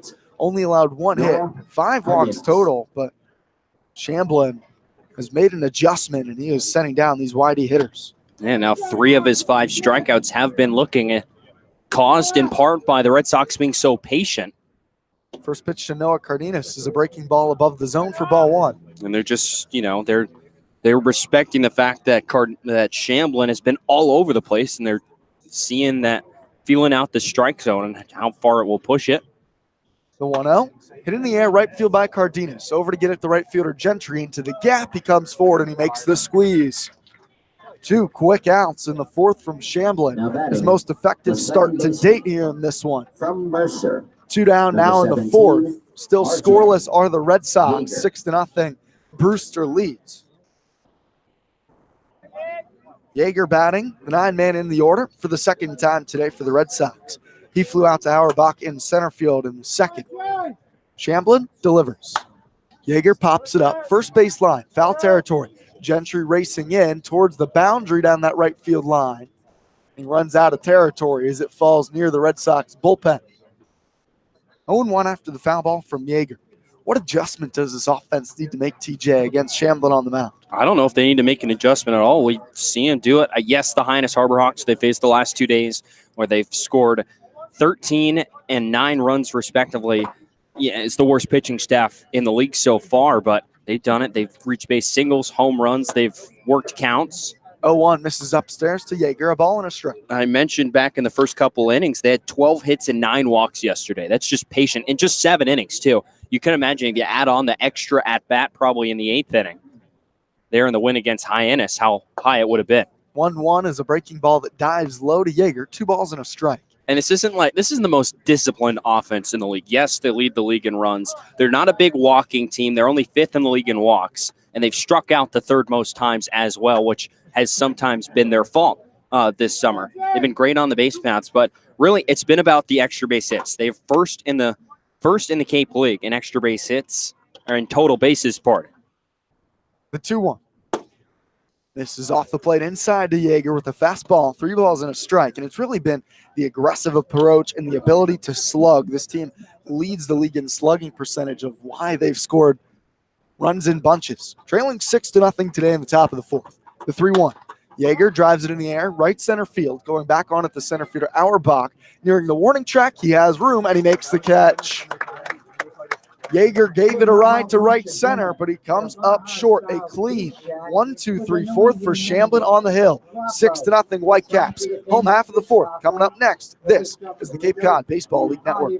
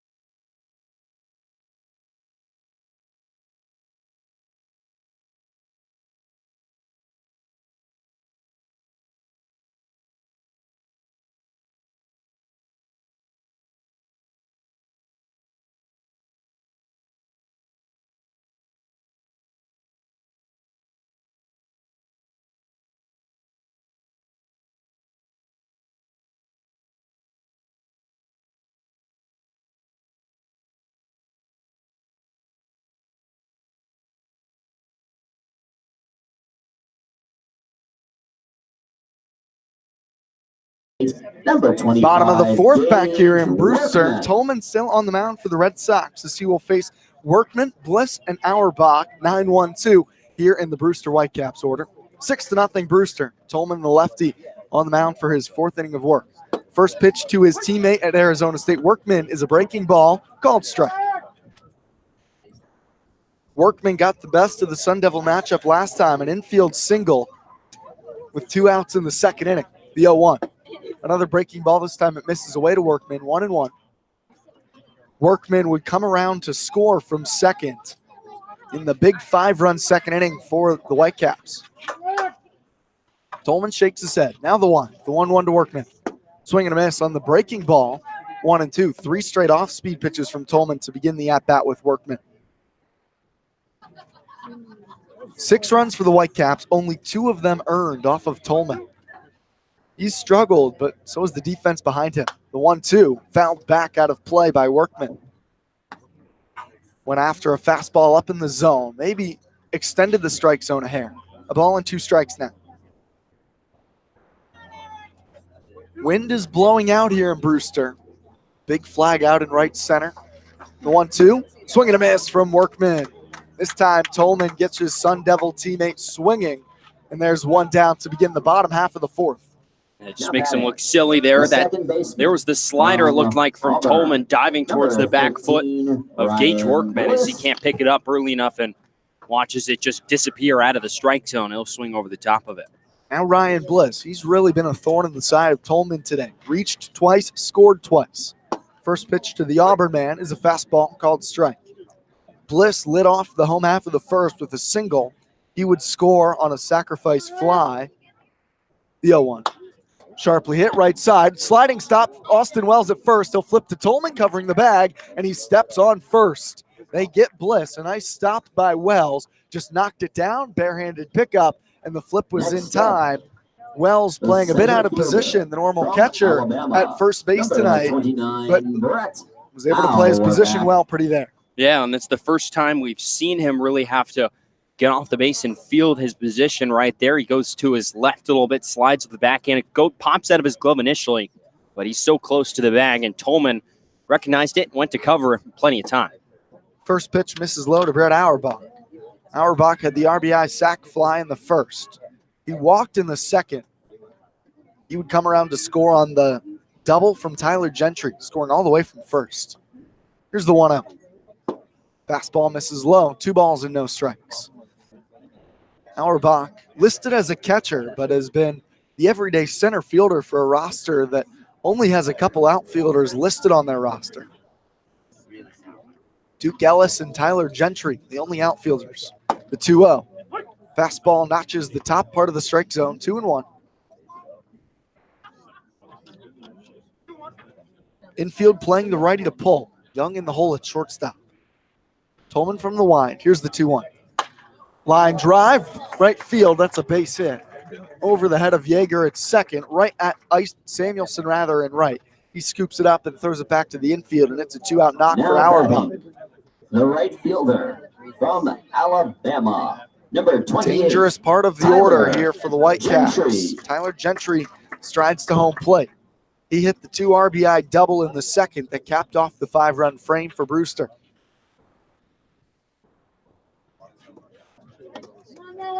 Tolman back to the stretch.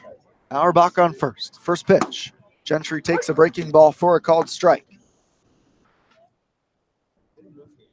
Auerbach has some good speed at first base. We'll see if he tests the battery of Tolman and Cardenas with 2 down. 6-0 Brewster, bottom 4. The delivery, swing and a miss, out in front of a breaking ball. And Tolman now in the driver's seat, up 0-2 to Gentry. Wouldn't be surprised to see him bury a breaking ball right here. The last at-bat to Gentry, he left a pitch hanging right in the middle of the zone, and Gentry did not miss it. Tolman sets right at the belt. Long look to first. Kicks and deals. Runner takes off. Pitch misses low. Cardenas throw is high to second and not in time. Really nice jump by Auerbach as he gets into scoring position with 2 outs once again here on Tolman. And Cardenas didn't give it all on his throw down to second base because he thought there was a check swing at home plate from Gentry. He thought he might have went around. He turned around and asked Mickey Garcia behind the plate whether or not it was a swing or not. And Garcia says no. So the at-bat will continue, and Arbach takes second.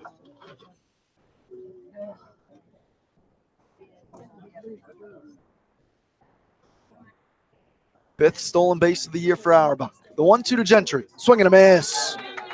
Tolman strands Auerbach at second. Scoreless fourth for the Whitecaps. They still lead at 6-0. We're through 4 here in Brewster. YD has the top of their lineup to the plate in the fifth when we return here on the Cape Cod Baseball League Network.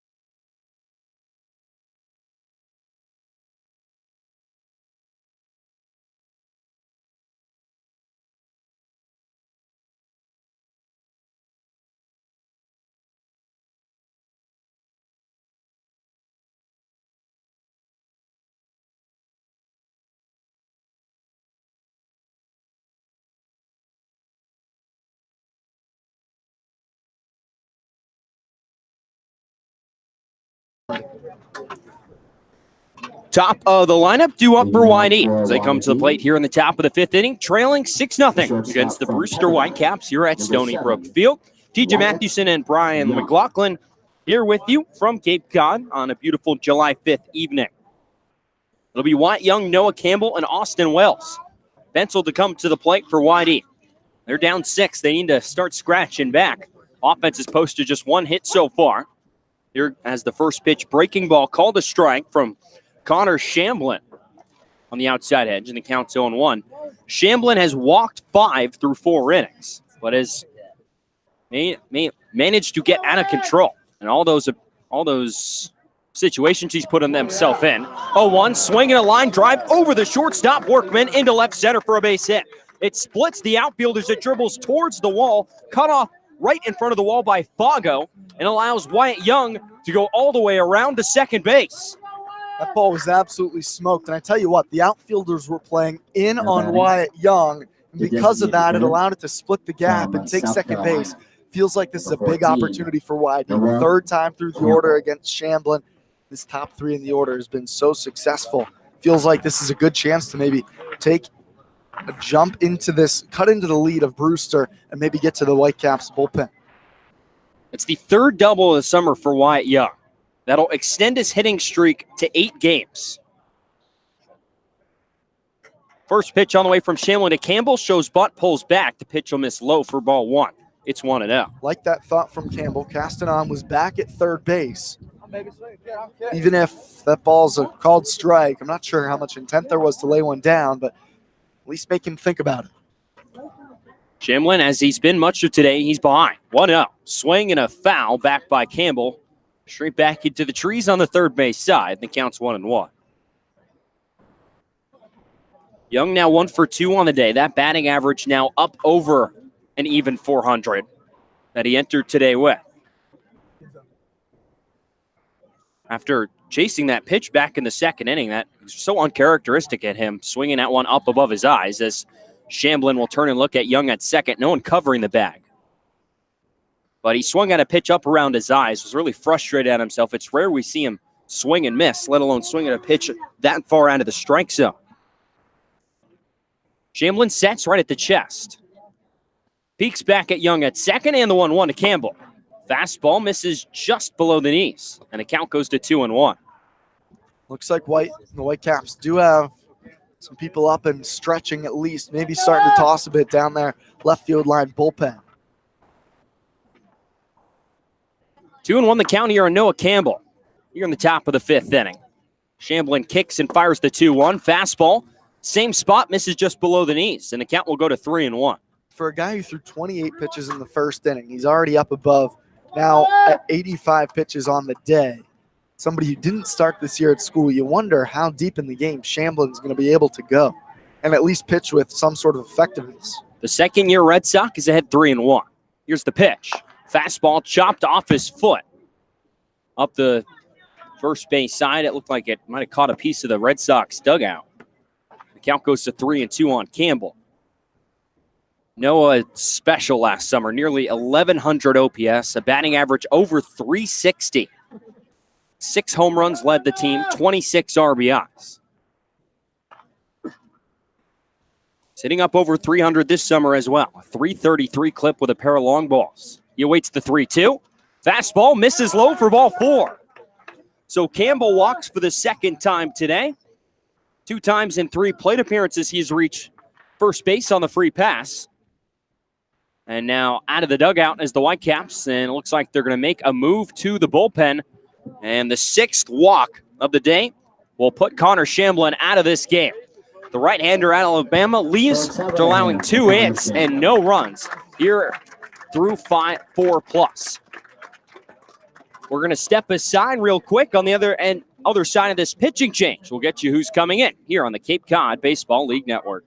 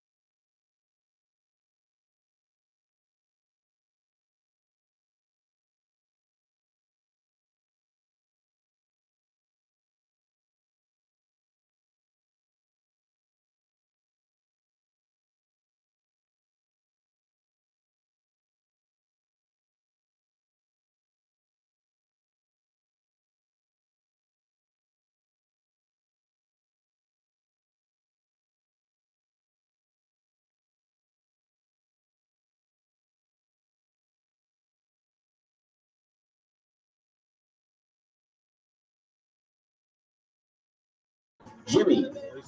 It's going to be the sophomore right-hander out of Kentucky. 6'7", 240-pound Jimmy Ramsey is on in relief of Connor Shamblin. He'll leave this ball game pitching 4+, allowed 2 hits, 6 walks, and 5 strikeouts. Has yet to give up a run, but he's responsible for the runners on first and second. Here's the Red Sox threaten. First 2 men reach here in the 5th inning. Started with the Wyatt Young leadoff double, and then Noah Campbell worked a walk as he's on over at first base. And Austin Wells, who's walked and grounded back to first, will step to the plate. You're the prime RBI opportunity. He's been the best man in all the Cape League on driving in runs, and he's going to look to bring his team back into this ball game, trailing 6-0. Second time Whitey's faced Ramsey. First time was June 30th, just under a week ago. He went 2 1/3, gave up 3 runs, just 1 earned. Walked 1, struck out 3 in that first appearance against YD. Total on the season, a 10.60 ERA. This is a bullpen that is liable to giving up runs. Ramsey out of the stretch. He'll fire the first pitch to Wells. Swinging at the first pitch, dribbles it through the right side and into right field for a base hit. Wyatt Young rounds the bag at third. Here comes the throw in. It's way up the third base line. Wyatt Young slides in safe. Austin Wells out there swinging at the first pitch as he drives one into right field and brings home Wyatt Young from second base, and the Red Sox are on the scoreboard. It's now 6-1 Whitecaps here in the 5th inning. Maybe as soft as a hit we've seen Austin Wells have this season. Just rolled it through the right side of the infield. Young got a good jump, scores easily from second, and Campbell goes first to third on the play. So now potential with Wells, who has 6 stolen bases on first, maybe see some action for YD. The 18th RBI of the season for Austin Wells. Extends his Cape League lead. First pitch to Tate Samuelson, the cleanup hitter for YD today. Watches strike 1 from Ramsey, and the count is 0-1. Samuelson has struck out looking and walked today. Facing Ramsey in his 5th appearance for the Whitecaps. As Brian mentioned, an ERA over 10. 0-1. Swing and a line drive right back to Ramsey. He snags it out of the air and will throw back to first and double up Austin Wells. A bad break there for the Red Sox. Samuelson lines it right into the glove of the 6'7" right-hander, who then turns and throws to first base and doubles off Austin Wells, who's a solid 15 feet off the first base bag. That's a rally killer right there. Looked like if that's outside of Ramsey's glove, that might be a perfectly executed hit and run through the right side of the infield potentially. Wells might be cooking for third and Campbell scores. Instead, it's a line-out double play. So here's Brad Beasley now with 2 outs. First pitch from Ramsey catches the inside corner. For strike 1, it's 0-1. That one looked like it had enough juice to get past the middle infielders into center field. Instead, it results in 2 outs. So Beasley, who's 1 for 2 today. 0-1, skips in there, gets past the catcher Molfetta. Here comes Noah Campbell down the third base line. He'll score. A wild pitch that gets past Christian Molfetta will bring home the second run of the game for the Red Sox. And the 2 men who reached to lead off this inning both come home to score, and it's now 6-2. So you can chip away at this lead. You know, this Brewster pitching staff on this last 10-game stretch where the whole team has struggled, they've allowed 6 runs a game. So you know you can potentially get to this bullpen. 1-1 to Beasley. Fastball catches the strike zone, and the count's 1-2 on Brett. The Red Sox were prime at comebacks yesterday. They trailed by multiple runs twice against the Hyannis Harbor Hawks. As the 1-2, strike 3 called to Beasley. He knew it. He slams his bat into the ground as he strikes out looking for out number 3 here in the 5th inning. The Red Sox, though, will scratch across 2 runs and draw closer here at Stony Brook Field. It's the Whitecaps 6 and the Red Sox 2 as we head to the bottom of the 5th inning here in Brewster on the Cape Cod Baseball League Network.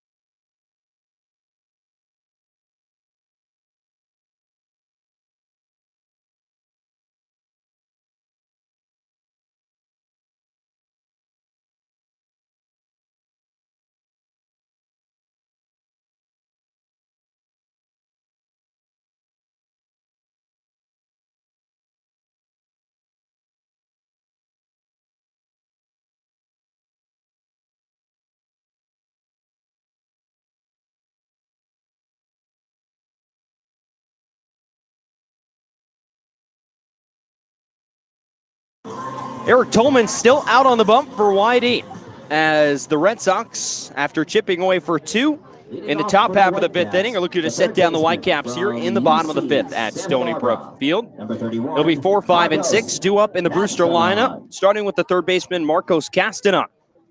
Today is 0 for 2, a strikeout and a ground out in the first and second inning, respectively. Tolman kicks, fires the first pitch.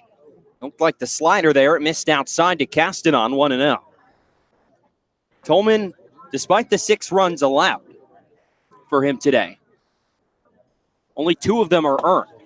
1-0, called a strike right at the knees, and the count goes to 1-1. A beautiful night here in Brewster, Massachusetts. TJ Mathewson and Brian McLaughlin bringing you this one here from Brewster. 1-1. Slider again misses inside, and the count will go to 2-1. Tucked right here to the first base side of home plate. Parallel with the Red Sox dugout as the 2-1 is swung on and missed. A confused swing there from Castanon. And it counts 2 balls and 2 strikes on a pretty muggy night, but as the sun goes down, the temperature does cool off. And it gets a little more tolerable as well. Had temperatures dip quite a bit after the sun's gone down as the 2-2 misses upstairs. The count will go to 3-2 on Castanon. Last time we were at Brewster a week ago Sunday, the temperatures were warm first pitch, but as the night went on, as the 3-2 swung on in line foul down the third base side, as I might have caught a piece of a fan, skipped off someone's leg down that way. And the count will stay full 3-2. But we were expecting rain the whole day. And the rain eventually never came. It was just freezing cold as the winds were whipping everywhere. Red Sox were able to come out with a victory in that one. Tolman kicks in the 3-2. Fastball misses away for ball 4. Not the way you want to start this fifth inning if you're Eric Tolman, as he walks the leadoff batter. Here to start the fifth inning. And Pick staying put right there, the windy first base dugout. So Tolman will get at least another batter, as it'll now be Tyler Hardman, the first baseman, to step in. Dangerous batter at the plate as well. Hardman single today, also is a strikeout. The Red Sox do have somebody loosening down in their bullpen.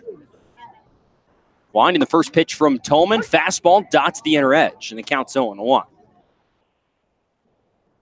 Hardman tied for second in the Cape League actually second by himself in the Cape League in home runs, behind Austin Wells, the YD first baseman.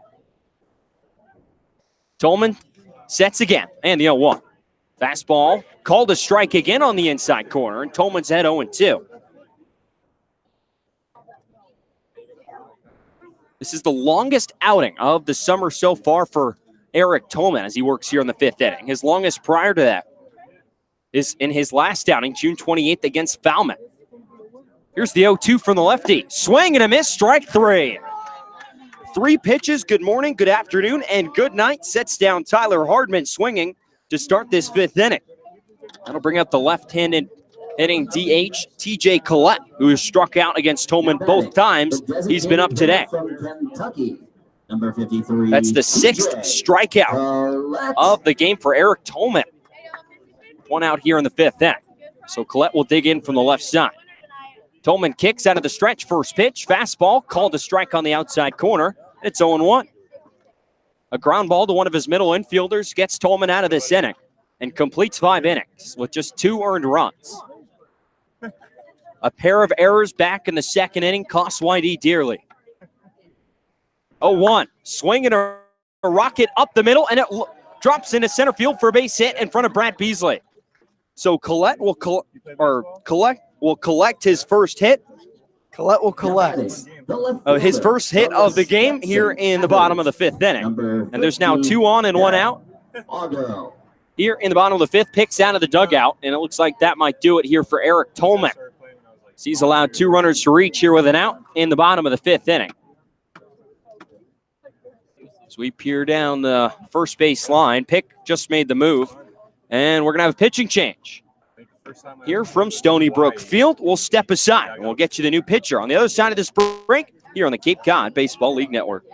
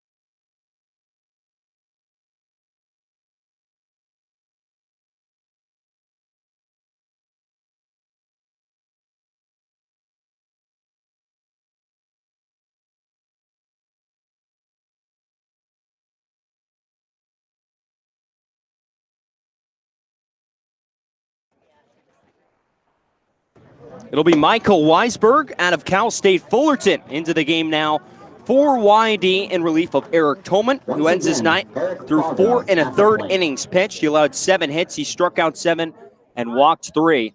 He allowed 6 runs, although as of now, 2 of them are earned. He's responsible for the 2 runners on base right now, and Marcos Castanon and TJ Collette. He's going to face Eric Fago, the left fielder. He's reached base both times, a walk and a hit by pitch for him. Weisberg appearing in his 5th game for YD this summer. ERA not where he wants it at 16 here early in the summer, as the first pitch gets past Cardenas all the way to the backstop. Looked like a fastball missed his spot, and it gets all the way past Cardenas again. And the count's 1-0. And I think there might have been a cross-up between those two. The way Cardenas reacted to that pitch and immediately is jogging out to talk to Weisberg, I think there was some confusion right there. So 1-0 the count on Fago. And that pass ball right there erases the double play, as Castanon advances to 3rd and Collette advances to 2nd. Or at least your traditional double play, is now the YD defense will play in on the grass to cut down the run at home plate, try and keep this a 4-run game. Weisberg will set the right-hander and fires home the 1-0. Curveball inside, and it gets a piece of Fago. So the 2nd time Fago's been hit by a pitch today, and the 3rd time he's reached base. We'll bring up Christian Molfetta, the catcher, with the bases loaded. Now batting, the catcher. And if you look at it this way, maybe not the end of the world if you can get a ground ball to one of your middle infielders. Molfetta. But it's definitely a play where I think that it's, like you said, now the double play's back in order. Obviously, you don't want to hit anybody in the command. Iffy right now for Weisberg, but you have the double play back, middle infield back once again. The Tarzana, California native. And Weisberg comes step and fires home the first pitch to Molfetta. Fastball dots the strike zone at the knees, and the count's 0-1. This his freshman year at Cal State Fullerton. In 18 games, he started 1, the rest out of the bullpen.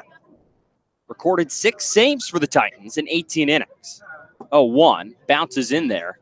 A fastball low in the strike zone, or low under the strike zone. The count evens at 1-1. The shade is now about sliced the infield in half, as it still basks most of the outfield here at Stony Brook Field. Sun sets off to our left along the 3rd base side. 1-1. Swing and a foul straight back, and the count will go to 1-2. Molfetta smacked a 2-run home run back in the 2nd. Then he grounded into a double play to end the 3rd inning. Red Sox would love if he could ground into his 2nd consecutive double play here. Bases loaded, 1-2 count on Molfetta. Castanon at 3rd, Hardman Collette at 2nd, Fago at 1st. Here's the 1-2 from Weisberg. Curveball bounced in the dirt. And the count will even at 2 balls and 2 strikes. Weisberg not overpowering this spring at Cal State Fullerton. He struck out just 13 in 18 innings. But stands tall out there on the mound. 6'4", 200 pounds. Here's the 2-2. Fastball, chopped foul. Straight back behind home plate. And the count stays even at 2-2. Still a pretty good crowd here at Stony Brook Field. As we near 6:45 Eastern Standard Time. Wind still slightly gusting out towards center field. Molfetta, the Stanford Cardinal, will dig back in. He awaits the 2-2 from Weisberg. Swing and a chopper towards 3rd base. Tirado will go to 2nd for 1. Yeager's return throw to 1st, not in time. A run will come home to score. Castanon jogs down the 3rd base line and scores. And now the Brewster Whitecaps get a run back, and it's 7-2. RBI fielder's choice for Molfetta. That's a nice play by Tirado, ranging far to his left, but it was chopped so high in the air off the first bounce that it was slow developing, just essentially pushed the ball to Yeager. And then even a nice pick on the backhand by Wells at 1st. But Molfetta hustling down the line, able to earn the run by working quickly down the line on the fielder's choice. Here's the former freshman All-American Gage Workman. Part of that good young core at Arizona State. Switch hitter will now flip around and bat left-handed with the right-hander Weisberg out on the mound. 2 outs, runners on the corners now. First pitch to Workman, misses outside, and the count goes to 1-0. So Molfetta is on over at first base. Collette advances to third base on that fielder's choice. No runner on at second. Force available at either second or first for YD. 1-0, swinging a rocket. Line drive, center field. Beasley over it, drops in front of him for a base hit. Collette will come home to score. Rounding second and heading towards third base is Molfetta. An RBI single for Gage Workman has put the Whitecaps up now 8-2 here in the bottom of the 5th inning. An absolute rocket off of his bat, batting from the left side.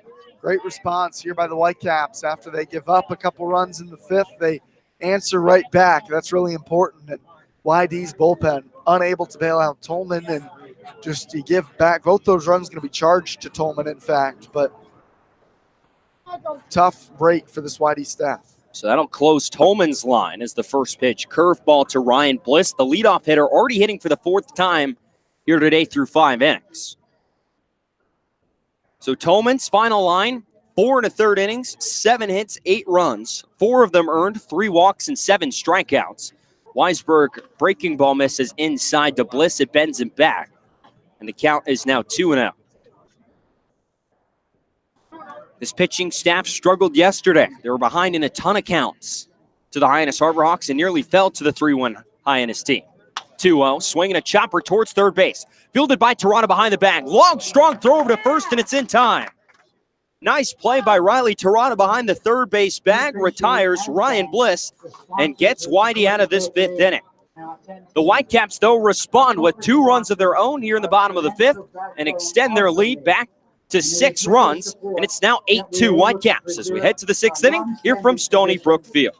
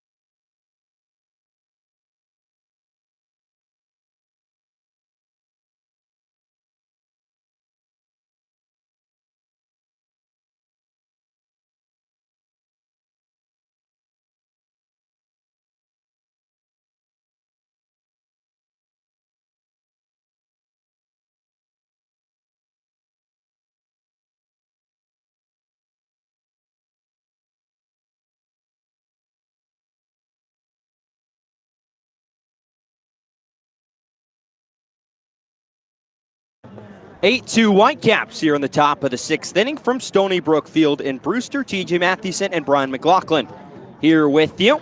It's going to be Riley Tirana, Andrew Eister, and Noah Cardenas, 6, 7, and 8, 2 up in the Whitey order. So they look to, as of now, they're right back to a 6-run deficit here in the top of the 6th inning. So Tirana will dig in. First pitch on the way from Jimmy Ramsey, still out there for Brewster. Ball once misses upstairs.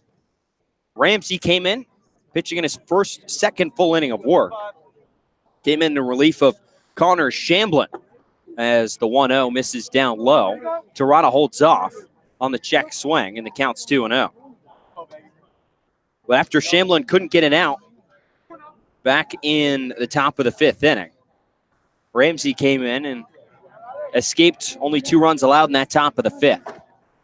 2-0 on the way. Swing and a broken back ground ball out towards Workman at short. He fields on the run, throw to first, overthrows the first baseman Hardman and gets down the right field line. Torada will try and advance to second. The throw was recovered. The throw to second is not in time. Under the tag is Torada. So a broken bat ground ball towards Gage Workman at short. Workman fields, tries to make a wild running throw to first base. He overthrows the first baseman Hardman, but he got a bounce off the netting in front of the Whitey dugout. He picked it up and threw it to second base, but it was not in time to get Torada. The Red Sox will take it. Both out of the one backing up the play, and he's the one who made the Number throw to 11. second. That was offline in time to get to Rob. Andrew Eister. Then he made a slide towards the back corner of the bag, trying to sneak the foot in there. And it looked like then the tag came down from Bliss. It looked like right before Torada got to the base, but Torada maybe just snuck the toe in there. At least that's what they call on the field books. So here's Andrew Eister. First pitch will miss low. And the count is 1-0 on Eister, who's walked and struck out today. It's going to be an E6 on Workman, allowing Torada to take the extra base. First error of the game for Brewster, who's actually not been very solid defensively. Second worst fielding percentage in the Cape. 1-0 misses low, and the count will go to 2-0. Whitecaps 963 fielding percentage. They've committed now 25 errors on the summer. This is their 20th game. Here's the 2-0 on the way from Ramsey. Breaking ball catches the strike zone Eister, and it's 2-1. This is a guy at the plate now, TJ, that I think going early in the season now, he's slumping a bit. If he can hit for power and get back to where he was the first week or two of the season, you slot him in the cleanup hole right behind Austin Wells, and that just adds another dimension. But right now, Eister slumping a bit at the plate, trying to make some adjustments. It's the 2-1 to Eister. Misses well outside. Molfetta had to dive way to his right to get to that one, and the count will go to 3-1. But you mentioned with that dynamic, not just more power in the lineup, but you go left probably at the top of the lineup with Wyatt Young to lead off. Then switch hitting Noah Campbell, who can flip around and bat right-handed if need be. Then left-handed Austin Wells. And then it would be the right-handed bat of Eister. But Tate Samuelson occupying that spot today, the right-handed bat out of Cal Poly. 3-1 to Eister. Swinging a chopper up the third base side, but it stays foul by about a foot. So the count now full on Andrew Eister at 3 balls and 2 strikes. It would become a really balanced lineup, even more so than it already is. And this team is deep. There's guys who've been hitting well, not playing today. Tate Samuelson in the cleanup role has been swinging a hot bat. That line out he had last half inning looms really large. If that doesn't get caught by Ramsey on the mound, might sneak through the infield, and Whitey might have scored more than just 2 last half inning. Ramsey, the 6'7" right-hander out of Kentucky, sets. Here's the 3-2. Swing and a chopper. Foul, third base side, and the count will stay full. Eister now in a 1-for-23 stretch over including today, his last 9 games. That was immediately following his incredible performance, second doubleheader of the season against the Falmouth Commodores. He now digs in from the right side again. Open stance. Here's the payoff pitch from Ramsey. 3-2 inside. It gets a piece of him. It catches Eister right. It looked like up on the bicep. And he'll jog down to first base. And 2 straight base runners to start the 6th inning for YD. Made a loud crack. I'm pretty sure that was just his elbow guard that it got a piece of right at the top of that elbow guard, like you said, on that upper arm kind of bicep, tricep area of Eister. Looked okay as he jogs down to first, stretching out the arm a bit. But here's another opportunity. Whitey has to try to take advantage of these as we get later and later in the game. No lights here at Stony Brook Field. So if this game were to take too long, it would get called before the 9th inning. That's what happened yesterday at Red Wilson. Hyannis and Whitey only completed 7 full frames. Noah Cardenas at the plate watches a first pitch fastball miss low, and it's 1-0. In that game yesterday, we noticed really dragging along, and it became apparent that the 2 teams wouldn't be able to finish 9, and they didn't. Once the Red Sox came back and took the lead in the bottom of the 7th inning, the game was called. Looking at probably, depending on clouds, maybe 3.5 hours max of these games without lights. If they start around 5, we started about 3 minutes early today, so they know that, trying to get it in. Yesterday we were just after 8 o'clock when it really all of a sudden started to have the sunset get darker. Today's even a little bit cloudier than yesterday, so you wonder if that'll have any impact on the potential area of darkness. Sunset is set for 8:16 here in Brewster. It's currently 6:54. No lights here at Stony Brook Elementary and Stony Brook Field, home of these Brewster Whitecaps. Cardenas steps back in. He's ahead 1-0. Ramsey will set, and the 1-0 on the way. Swinging a ground ball up the middle. Bliss fields it, bobbles it out of his glove, and everyone's going to be safe. It looked like for a second that ball would get through the middle. Ryan Bliss, the second baseman, tried to make a backhanded play on it. It went in and out of his glove and kicked away from him and allowed everyone to be safe. I love that by Ryan Bliss. So he backhanded it, TJ, and that was a glove flip attempt. He tried to flip that to Workman at shortstop without even shuffling it into his bare hand. It just kind of got caught in the tip of the glove and then got catapulted up in the air. But here's a great opportunity for YD once again to try to mount a comeback. One guy to do it right here, R.J. Yeager. First pitch to him. Fastball stays upstairs, misses inside a bit too, and the count's 1-0. Yeah, and that's a single for Noah Cardenas on the infield, and that's rightfully so. A great stop, really, by Bliss, and then almost was able to at least get one, maybe a potential double play, but tough play for him. It's been a hit by pitch and 2 infield singles here in the 6th inning as a chopper right back to the pitcher, Ramsey. It pops in and out of his glove, and again, everyone will be safe. So R.J. Yeager chops one weakly right back at Ramsey. He sticks his glove up, tries to field it over his head, and it pops in and out of his glove. It's going to be an E1, and that will score a run for YD. It's now 8-3. Little over anxious. Ramsey had all the time in the world on the mound. The ball chopped right in front of home plate, hung up in the air forever. Ramsey, I think, was in a hurry to get it home, looking for a double play. Instead, it bounces, like you said, out of the glove. Everyone's safe, a run across. And all of a sudden, still nobody out for the top of this order. And the Red Sox haven't hit the ball hard much here in the 6th inning, but they pushed across the run. Here's Wyatt Young. First pitch misses outside. The Cape League's leading hitter is ahead 1-0. As I mentioned, an infield single started this inning with Riley Terada. Then Andrew Eister was hit by a pitch. Noah Cardenas reached on an infield single, and R.J. Yeager just reached on an E1. Young ready. Here's the 1-0. Swinging a ground ball, foul up the first base side, and the count evens up at Young at 1-1. Wyatt with his double back in the 5th inning, scored a run. Stole a base back in the first when he led off this ball game with a walk, and has now extended his hitting streak to 8 games, the Honolulu, Hawaii native. Freshman out of Pepperdine will dig back in. Ramsey standing at 6'7". Waits and will deal to the 5'7" Wyatt Young. 1-1, off speed, misses outside, and the count goes to 2-1. Thinking fastball, 2-1. Wyatt Young is going to try to jump on it here, TJ. No outs, trying to elevate something to the gap. When Wyatt Young gets a fastball in the strike zone, he doesn't miss it very often. Red Sox have the bases loaded, and no one out here in the top of the 6th inning. Here's the 2-1 to Young. Swinging a ground ball right side. Takes a hop on Bliss. He stabs it out of the air, throws to second for one. Return throw to first is not in time.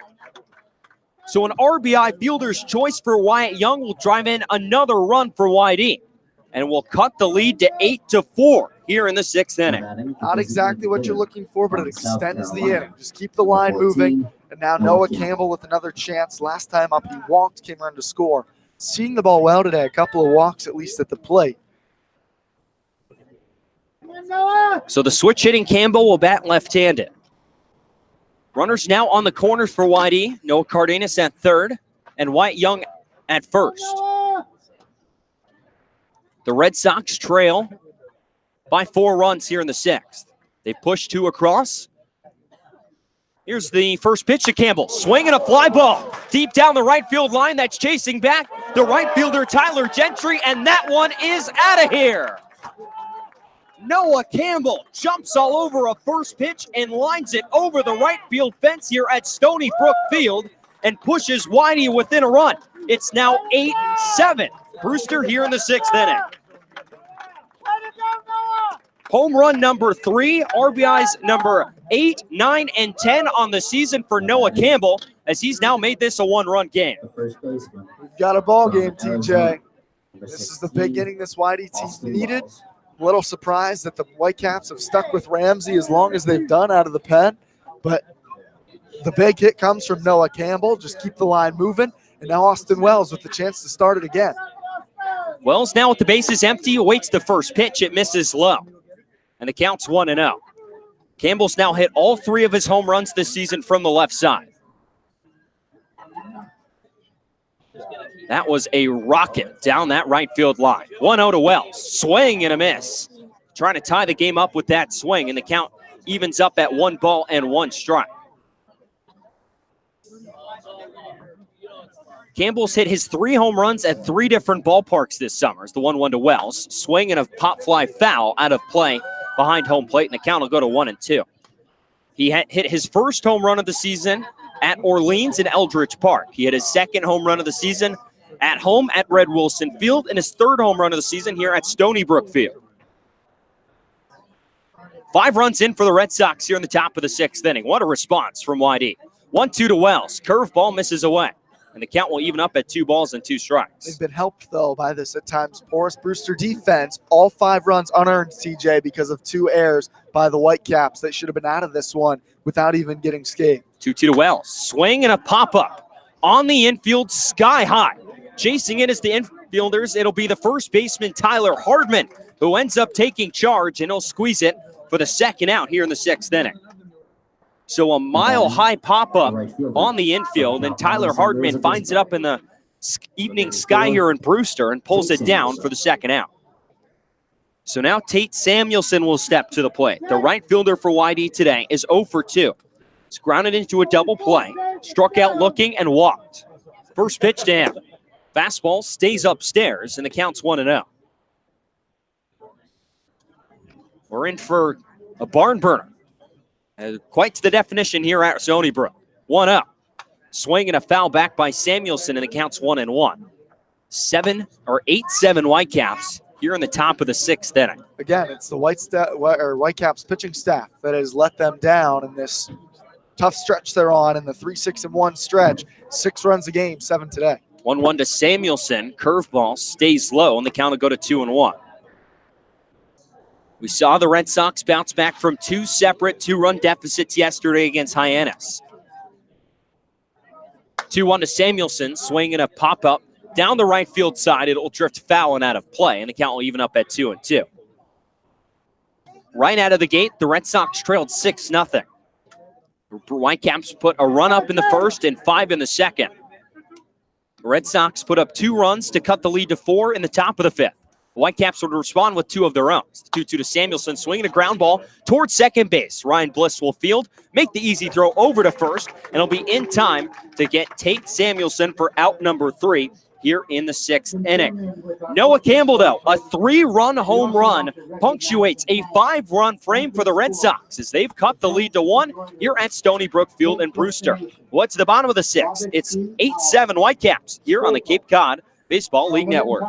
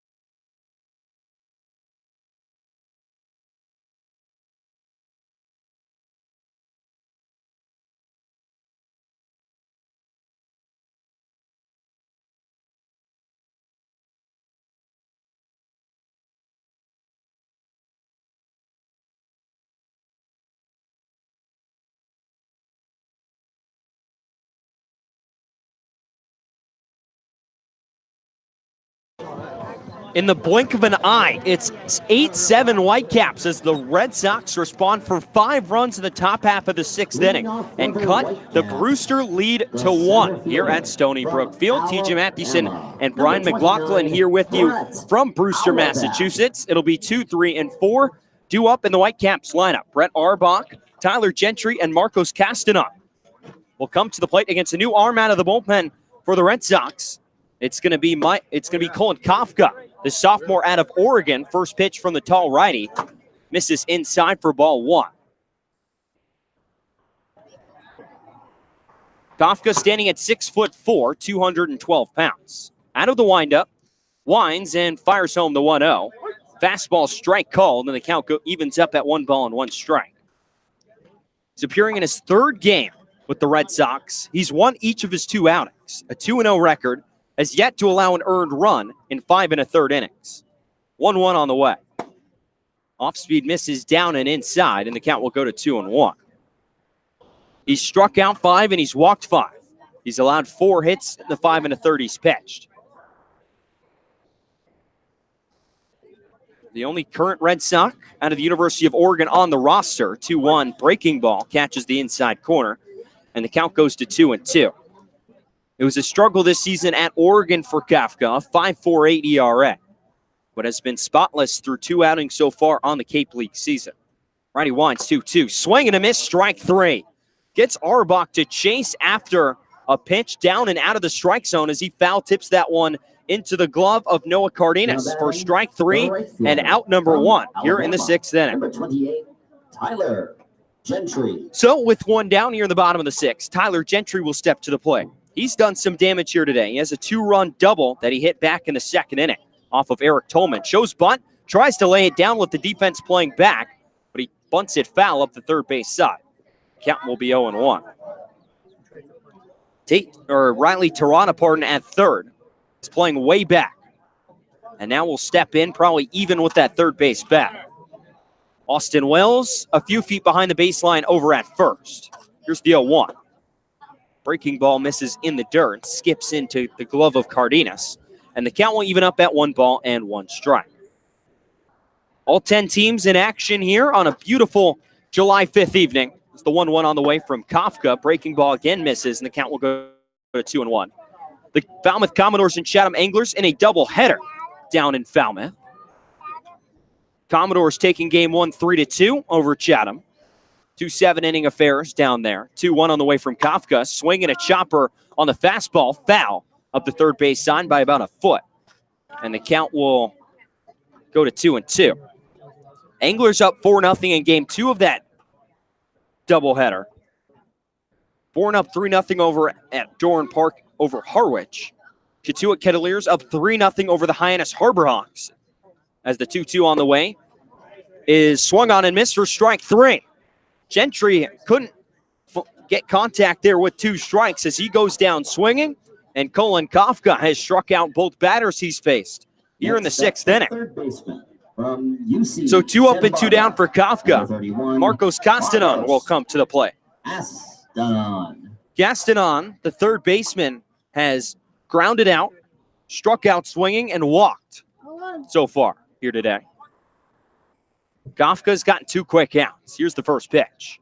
Swing and a rocket. 1 hops to Wyatt Young. He fields it on the hop. Long throw over to 1st, and it's in time. Nice play adjusting on the hop there from Wyatt Young on the line drive. Let it skip once to him. He fielded and made the throw over to 1st base in time to retire Castanon and help Kafka get through a 1-2-3 bottom of the 6th inning here at Stony Brook Field. Well, to the top of the 7th here from Brewster. It's 8-7. Brewster over Whitey here on the Cape Cod Baseball League Network.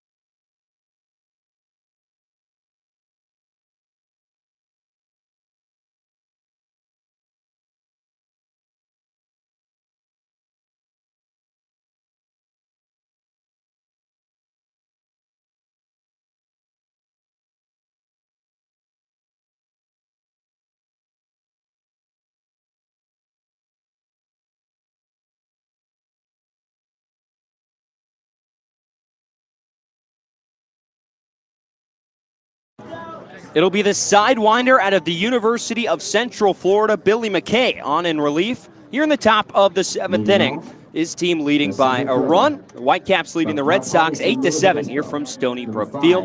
TJ Mathewson and Brian McLaughlin here with you from Brewster, Massachusetts. It'll be Brad Beasley, Riley Tirana, and Andrew Eister set to come to the plate here in the top half of the 7th inning. The sidewinder winds and fires the first pitch to Brad Beasley. It misses high and inside for ball 1. It's 1-0. That'll put an end to the day for Jimmy Ramsey. The Kentucky right-hander is the 1-0 on the way to Beasley. Swinging a pop-up on the infield. The shortstop, Gage Workman, looks like he has a beat on it. He drifts around a little bit from his right, back to his left, and he's there. He'll make the catch and retire Beasley to start this 7th inning. Next up, the third baseman. So now Riley King will step to the plate and bat in the spot. Riley Tirana. So King will bat in the spot of Tirana. One Riley replaces the other one, as King will bat here in the 7th inning. King out of the University of Georgia. One of the Bulldogs awaits the first pitch from McKay, swinging a foul out of play. Out of play, first base side, and the count's 0-1. Nice catch by a fan down that way. Round of applause from all the fans here at Stony Brook Field, and the count's 0-1. McKay will set again. He's got a 2 ERA just over 2 so far this summer as the 0-1 misses inside. And the count evens up at 1 ball and 1 strike. A 2-0 record for him. This is going to be his 7th appearance. He's got a save in 8 2/3 innings. He struck out 7 and walked 3. 1-1. Up and inside, brushes King back. And it'll be 2-1 on Riley.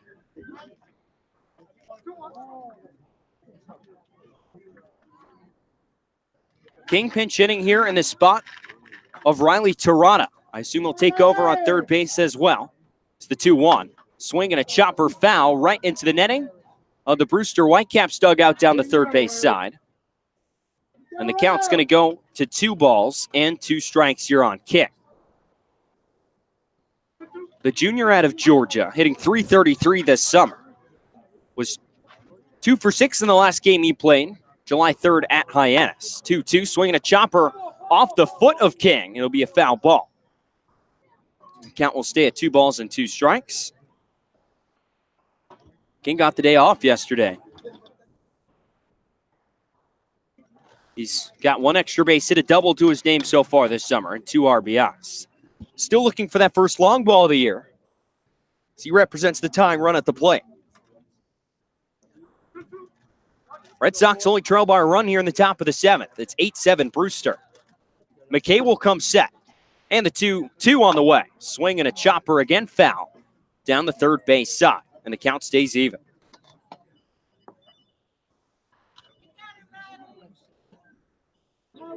Andrew Eister stands on deck. Scheduled to hit in this inning. Riley King, the pinch hitter, digs back in. A nod of the head, yes, to his catcher, Christian Molfetta. McKay sets 2-2, swing and a miss, strike 3. McKay gets Riley King to swing over the top of a pitch around his ankles for strikeout. His first strikeout of the game here in the 7th inning. And that'll bring up Andrew Eister, the left fielder.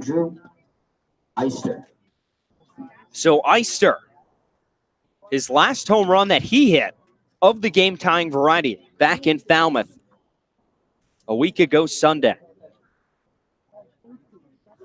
He's been in a slump recently.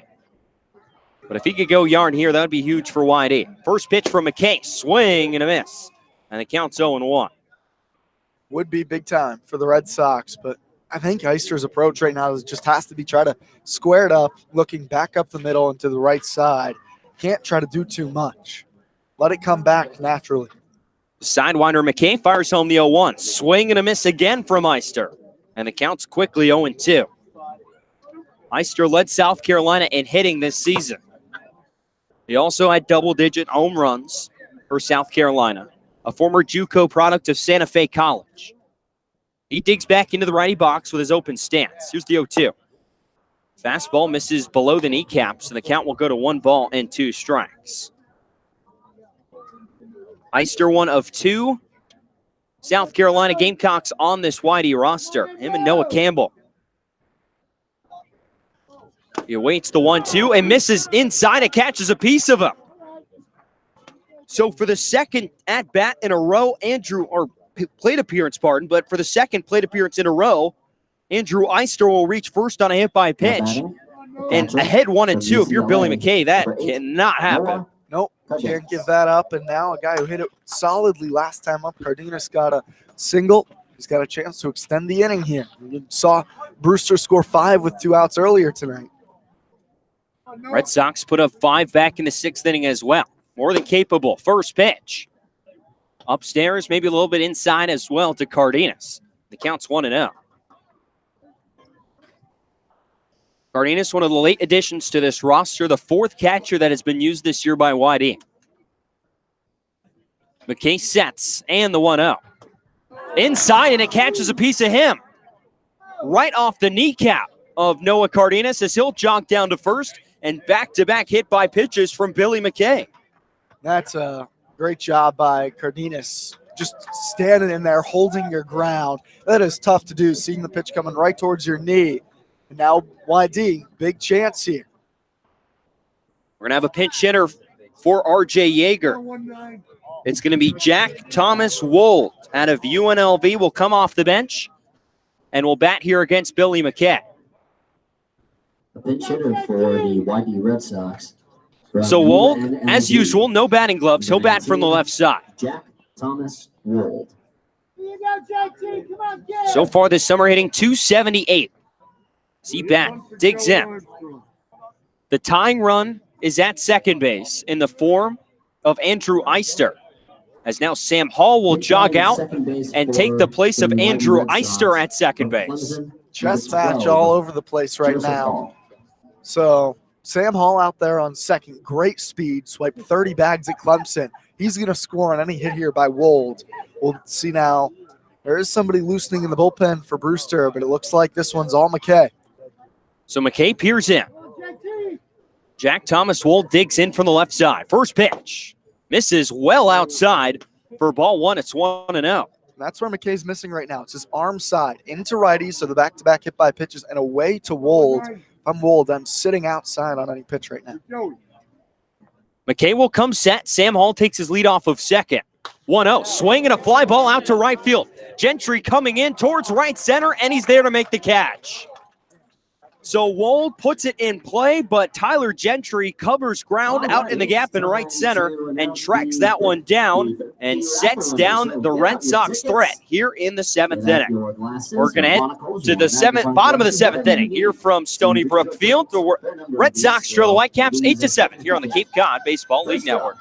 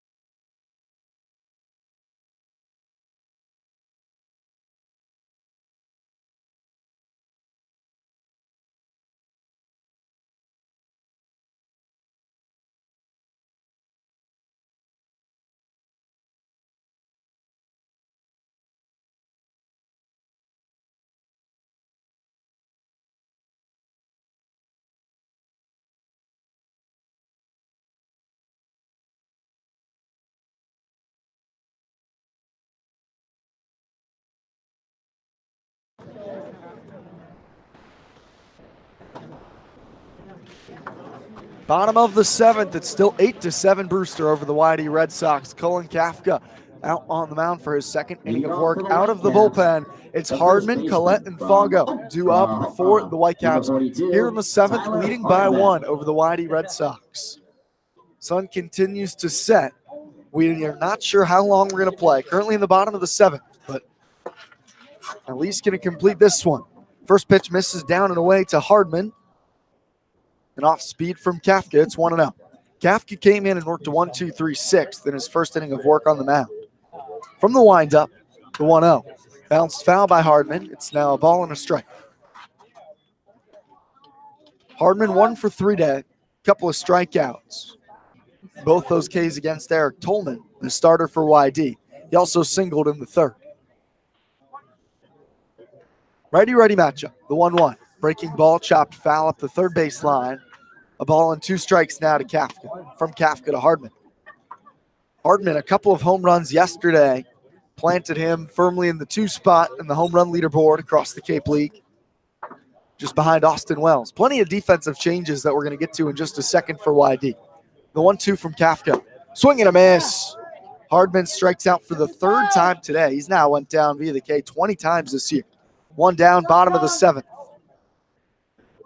Good pitch. Good pitch there from Kafka. He's been living around the knees with these strikeouts as he just gets Hardman at fan right over the top of that one.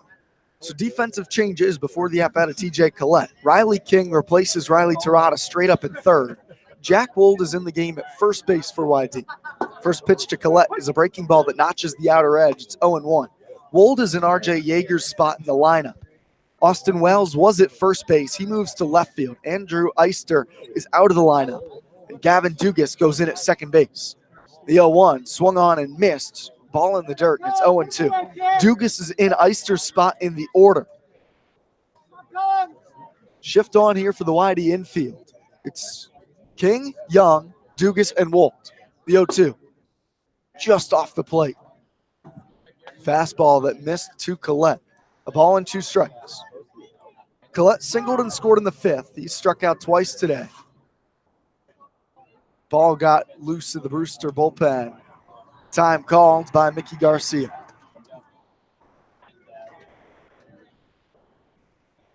One and 2, 8-7. Brewster leads. Bottom 7. The Whitecaps are at the plate with 1 out. Bases are empty. Kafka winds and delivers the 1-2. Ripped foul down the first baseline. Almost took out the cameraman sitting down there for the Whitecaps. We'll see another 1-2 pitch. Collette was sitting on the breaking ball right there. He got it just a little too far out in front of it. See who hooks that one foul.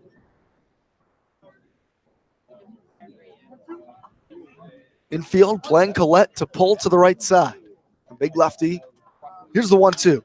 Fouled back, just lunges at a pitch down and away and is able to get a piece of wood on it. Still 1-2. King way off the line at 3rd. Samuelson way down the line in right field.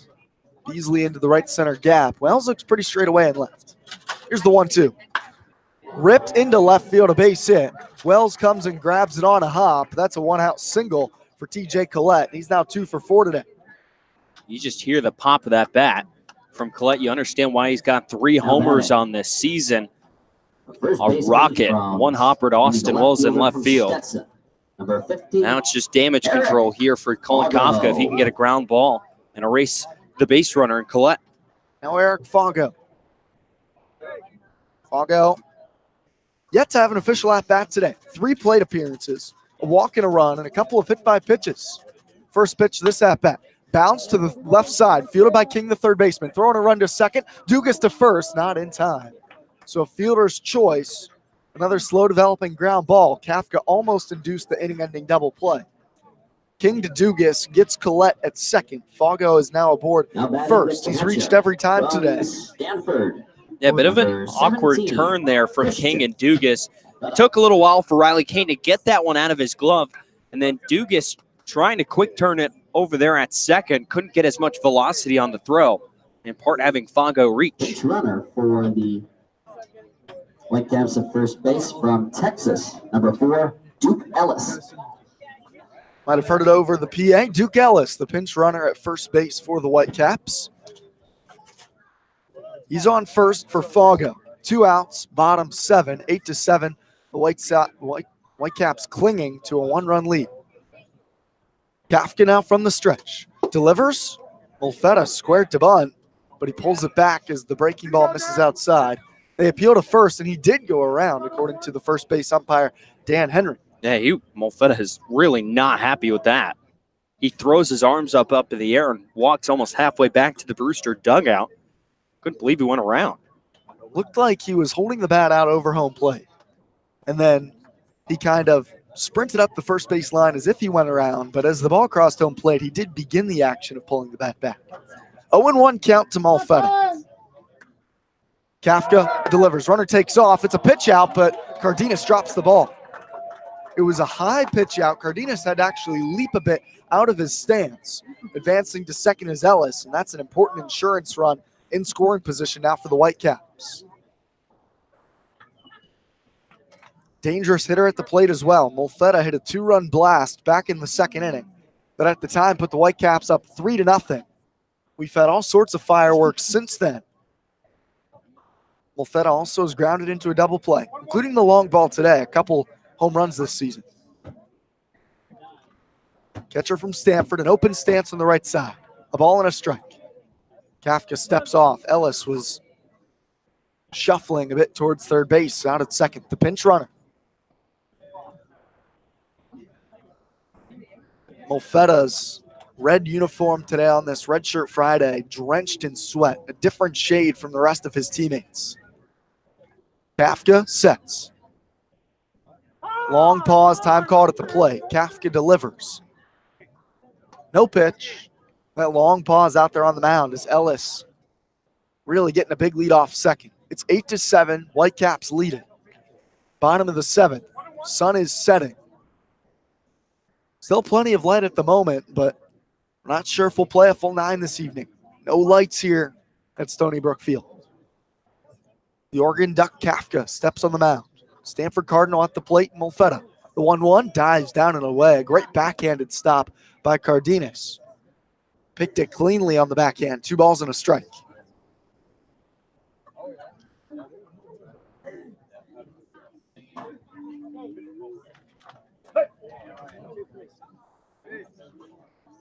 Kafka worked a clean 6th inning here in the bottom of the 7th. Was allowed a single and then a fielder's choice. It's the only runner aboard. Check on second. No throw from Kafka. Dugas was covering the bag.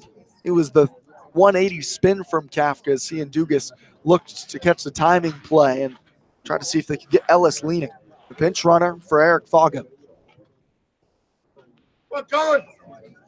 2 balls and a strike to Molfetta. Kafka sets. 2 looks to second. Now he deals.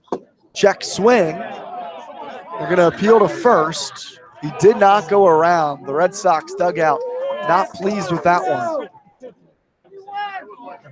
Hardest call in the game for any umpire, for my money. They need to figure out a way to make that call better, both at the Cape Cod League level and the Major League level. There's the most room for error for everybody with that call. It happens in such a split instinct, and the umpire who makes the call is 100 feet away. The 3-1 misses outside, ball 4. Not the worst thing in the world. First base was unoccupied. Now runners at first and second, and the 9-man up here for the Whitecaps. Kafka didn't miss those pitches by much. Pretty good spots there in the last 2 pitches, but can't get the call from home plate umpire Mickey Garcia. 2 down, runners on first and second. Gage Workman, the switch hitter from Arizona State, steps in from the left side against the righty Kafka. The first pitch. Bounced foul off of home plate. Got a piece of Workman and then trickled about 2 feet out in front of the dish. Kafka in his second inning of work on the mound. Tensions building. Here's the Whitecaps look to snap the Red Sox 3-game skid. Brewster lost yesterday, but they are 3-6-1 in their last 10. The 0-1. Workman again bounces it foul, nubbed it off the end of the bat. towards the Brewster dugout, and it's 0-2. What are you thinking here, TJ? Up 0-2 for Kafka. Well, obviously not in the strike zone of Workman. You know what he can do. He scorched a hit his last time up back in the 5th inning. Probably off speed, down and out of the strike zone. 2 for 3 day for Workman. He's back in the lefty batter's box. The 0-2. Fastball just misses low. Kafka has been just outside the zone, but a pitcher really hasn't gotten that call today at all from Mickey Garcia, low of the zone. Let's go in. 1-2. Pac-12 matchup. Kafka with the 1-2. Rips down the right field line. That's hooking. Fair ball. Workman churning for second. 1 run going to score. That's Ellis. Molfetta is wheeling towards the plate. Throw's going to come into third. Workman slides head first. Safe. A triple for Gage Workman. Plates 2 runs in the 7th. Massive insurance runs for the Whitecaps. Pick, before that ball was even coming into third, was up out of his seat, looking down at his bullpen. He's having some words as well with Dan Henry down that first base line. 2 runs cross the plate for the Whitecaps. They lead it 10-7 off a triple for the Arizona State Sun Devil, Gage Workman. Pick's going to go to the pen. That's Workman's teammate at Arizona State, Brady Corrigan. We'll get you his information when we return. 10-7 Whitecaps, middle of the bottom of the 7th inning. This is the Cape Cod Baseball League Network.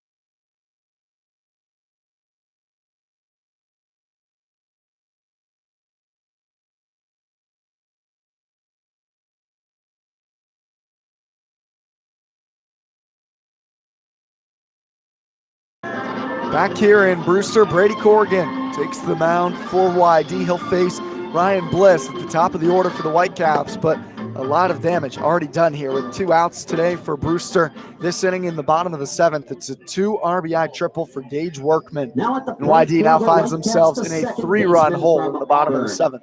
And now 7 of 10 runs the Whitecaps have scored today have been with 2 outs and have just been back-breaking. Actually 8 of 10 runs, pardon. I miscounted. 8 of 10 runs today for Brewster have been scored with 2 outs. Now Brady Corrigan. First pitch to Ryan Bliss misses outside for ball 1. Bliss, the top man in this order. He has a couple of runs on a hit today. Also reached on an error in the 2nd. Workman leads from 3rd. It's 10-7. Brewster over YD, bottom 7. Corrigan from the stretch, the 1-0. Breaking ball, belt high, a called strike to Bliss, 1-1.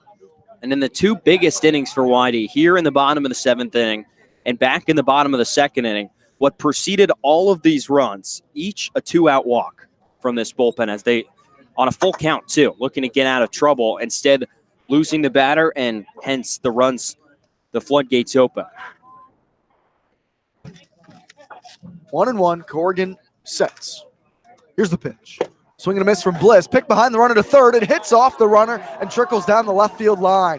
off the helmet of Workman. He trots home easily and stops on home plate with his right cleat. It's now 11-7. Brewster leads after Cardenas tried to pick behind the runner at third, clanked just off the helmet and around Riley King, and an easy run crossing the plate. Now 3 runs. All those runs are going to be charged to Cullen Kafka. Likely a throwing error there on Noah Cardenas. In fact, it's obviously a throwing error. Third error of the game for YD, and it's been 2 out runs and unearned runs. The backbreakers for the Red Sox today. The 1-2 to Bliss. Breaking ball misses down and away. Base is now clear with 2 outs. So now 9 of the runs today scored with 9 of the 11 Brewster runs scored with 2 outs.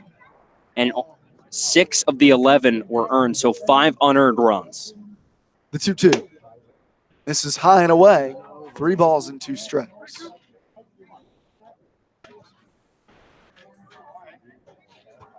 That last run charged to Kafka. It's unearned. The 3-2 from Corrigan. This is down in the dirt. Kicks up a cloud of dust, and Ryan Bliss is on first.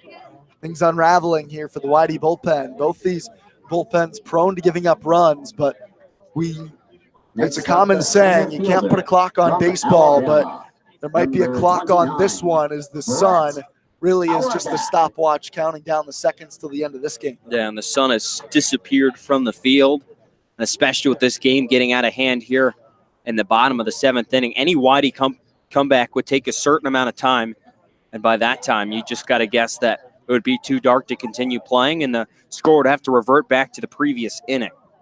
First pitch misses high and away to Brett Auerbach. You want to know, if it were to revert back right now, it would be 8-7. With 3 runs across the plate for Brewster, so they now lead 11-7. They'd still get the win. The 1-0. Notches the outer edge. A fastball from Corrigan, 1-1. Now, if this were a stadium with lights and we're playing a full 9, this game would still be very much up for grabs, especially with the likes of Young, Campbell, Wells due up at the top of the order to begin the 8th for YD, but we are unsure of how long this is going to last. Is this bottom of the 7th just dragging on for the Red Sox? 2 teams playing here tonight at Stony Brook, the only 2 Eastern Division teams without lights at their home ballparks. Last night, the Red Sox, the benefactor of a game called early. 1-1 to Auerbach. Hit in the air, left center field. Going over the left fielder, Wells. Now it's the center fielder, Beasley, and he makes the catch into the left center gap. Finally, the Red Sox get the 3rd out of the 7th. It's 3 2-out runs that end things for YD in the bottom of the 7th. The umpires are going to come together. We'll see if they have a decision when we return for the top of the 8th, hopefully, on the Cape Cod Baseball League Network.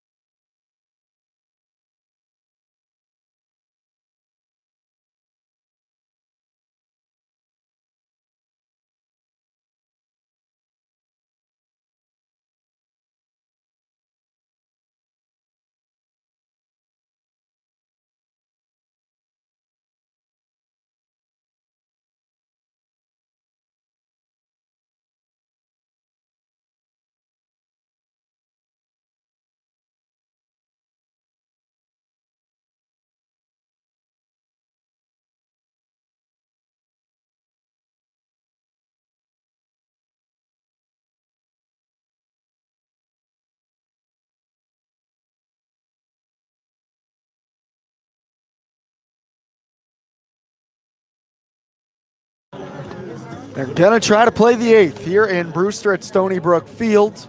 Wyatt Young striding to the plate. And it's still Liam McKay on the mound for the Whitecaps. The sidewinder was able to work around a couple of hit-by pitches in the 7th to strand 2 runners for the Red Sox. YD's left 8 on base today. It's 11-7 Brewster as we begin the top of the 8th. Duke Ellis into the game in left field for Eric Foggo. It's the only defensive change as we see it for the Whitecaps. Wyatt Young back in the batter's box. A couple of runs on just a hit today. First pitch from the sidewinder. Called strike on the outer edge to Wyatt Young. 0-1. Young sees his average dip to 396 as we see it right now. Entered today hitting 400 to lead the league. On deck is Noah Campbell and Austin Wells for YD. Here's the 0-1. Misses away to Young, a ball and a strike.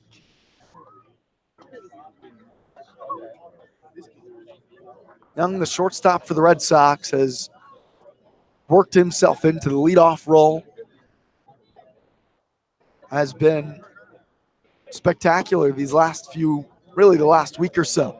The 1-1 misses high and away, 2 balls and a strike. Young just finished his freshman year where he led Pepperdine in hitting as a true freshman.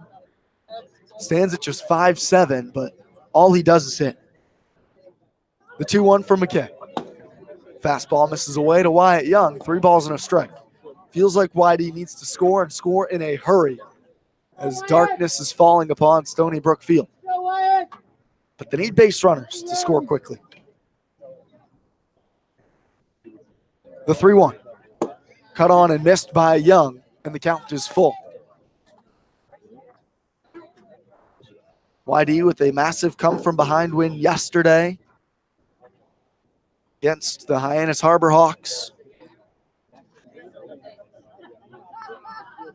Looking for another big-time comeback today. Full count, here's the pitch. Young rips it, line drive, snared by Workman at shortstop, and that's the first out of the frame. Young ripped it, but Workman went down to one knee, didn't have to move, and gloved it. Young smoked it, but there's the first out of the 8th. And we're so used to seeing those line drives, fine outfield grass for base hits, but unfortunately right there for Wyatt Young, right at Gage Workman, who had him played perfectly. 5th time to the plate for Noah Campbell. He has a couple of walks, a ground out, and a 3-run homer. First pitch to Campbell, fouled off down the third base line. Out of play. Campbell hops up and down at home plate. Frustrated he didn't do more with that pitch.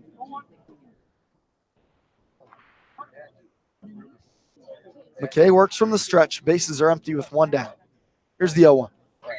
Campbell bounces it first base side, rounding it to first baseman Hardman. He'll field, flip, foot race to first, and they just get Campbell. Hardman with the underhand flip to McKay covering the bag. Campbell moves well down the line, but a bang-bang play and a quick 2 outs in the 8th for YD. Yeah, it was really close down there at first. Austin Wells. And even with Noah's good speed, just too easy of a play there for Hardman, just shoveling it to the pitcher. And Billy McKay, who gets over there just in time. Now Austin Wells at the plate. First pitch to Wells. Fastball misses outside for ball 1. Wells is 1 for 3. An RBI single for a league-high 18 ribbies. Also a walk. The 1-0. Misses low. 2 balls and no strikes. It's 11-7 Brewster. Top of the 8th inning. If Wells can extend the inning, Tate Samuelson's on deck. The 2-0 pitch. Hit on the ground, right side. Again, Hardman will scoop it up. This time, he'll take the ball to first himself, and he beats Wells to the bag. 3 unassisted, a 1-2-3 top of the 8th inning for the Red Sox lineup. It's 11-7 Brewster through 7.5 here in Brewster at Stony Brook Field. Corrigan back on the mound. Looks like we're going to try to play the bottom of the 8th. This is Red Sox baseball on the Cape Cod Baseball League Network.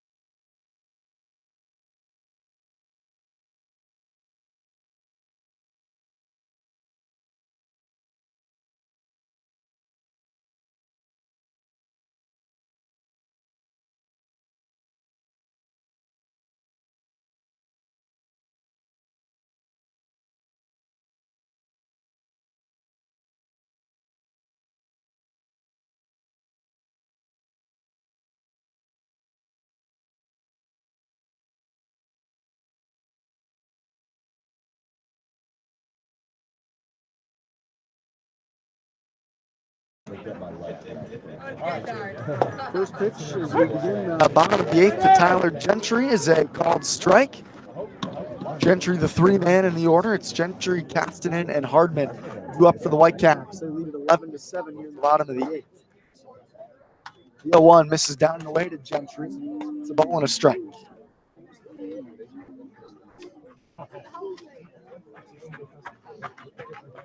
Gentry, 1 for 4 today, but he has a 2-run RBI double in the second.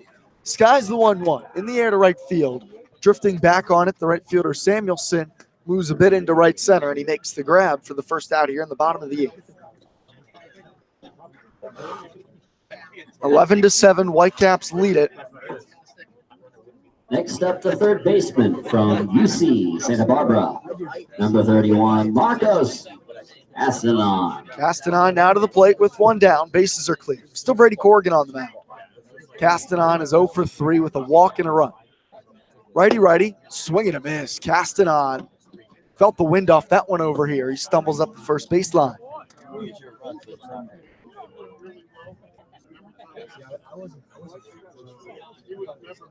Oh, 1, 1 out to Castanen from UC Santa Barbara.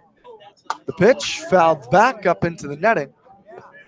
Now 0-2 from Corrigan, working quickly on the mound, trying to earn the Red Sox a shot to play the ninth. Darkness is falling quickly. The 0-2 misses outside, a ball and 2 strikes. 11 runs for the Whitecaps today, 9 of them coming with 2 outs. Only 6 of them are earned, 5 unearned runs because of 3 Red Sox errors today. The 1-2. Ground ball left side. Wyatt Young ranging to his left. He slides. It's out of his reach into center. A softly hit ground ball has eyes as it scoots up the middle. A 1-out knock for Marcos Castanen. There's a man aboard for the Whitecaps again in the 8th. We're so used to seeing Wyatt Young make that play. He's got great range out there at shortstop. But as he enters the slide there, the ball just skips under his glove and leaks into center field for that 1-out hit. Tyler Hardman now strides to the plate. 1 for 4 today. He has 3 strikeouts. The big hitter from Oklahoma. First pitch, swing and a miss. 0-1. Corrigan came in with 2 outs in the 7th inning. He gave up a 1 run. It was not charged to him while he was on the mound. The 0-1. Hit into left field. Back-to-back hits for the Whitecaps. This one will skip out to Wells as it was just a humpback liner into left field. And there are 2 men aboard for the Whitecaps here in the 8th. Things slipping away for YD in a game that feels like the Red Sox let get away. After the YD left the bases loaded in the first, the Whitecaps have struck with 2 outs and struck with 2 outs often in this one. 8 runs charged to the Red Sox starter Eric Tolman, only 4 of them earned.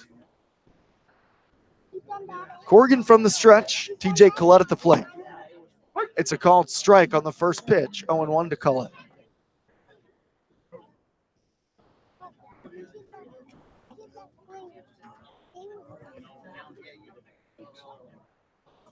Collette, a 2 for 4 day. He also scored a run. Almost everyone, it feels like, in this lineup has scored. Skies the 0-1. Shallow left center. Young going back. Wells trotting into the left center gap, and he makes the catch in front of Beasley. 2 outs now for the Red Sox and a couple of pop outs. Castanen still at second, Hardman at first. 11-7. The Whitecaps lead it by 4. From Texas, number 4, Duke Ellis. Duke Ellis to the plate. The outfielder from Texas came in to pinch run for Eric Foggo in the 7th. He came around to score on the 2-run triple from Gage Workman. He hits from the left side. Corrigan deals. Fouled back by Ellis. 0-1.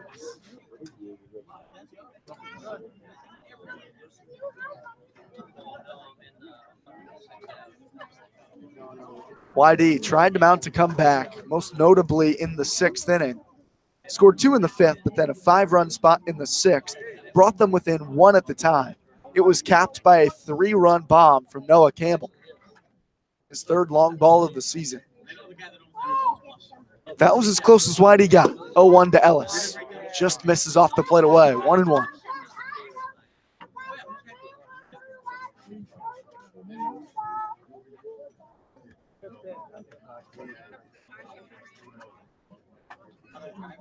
Young holds the base runner, Castanen at second.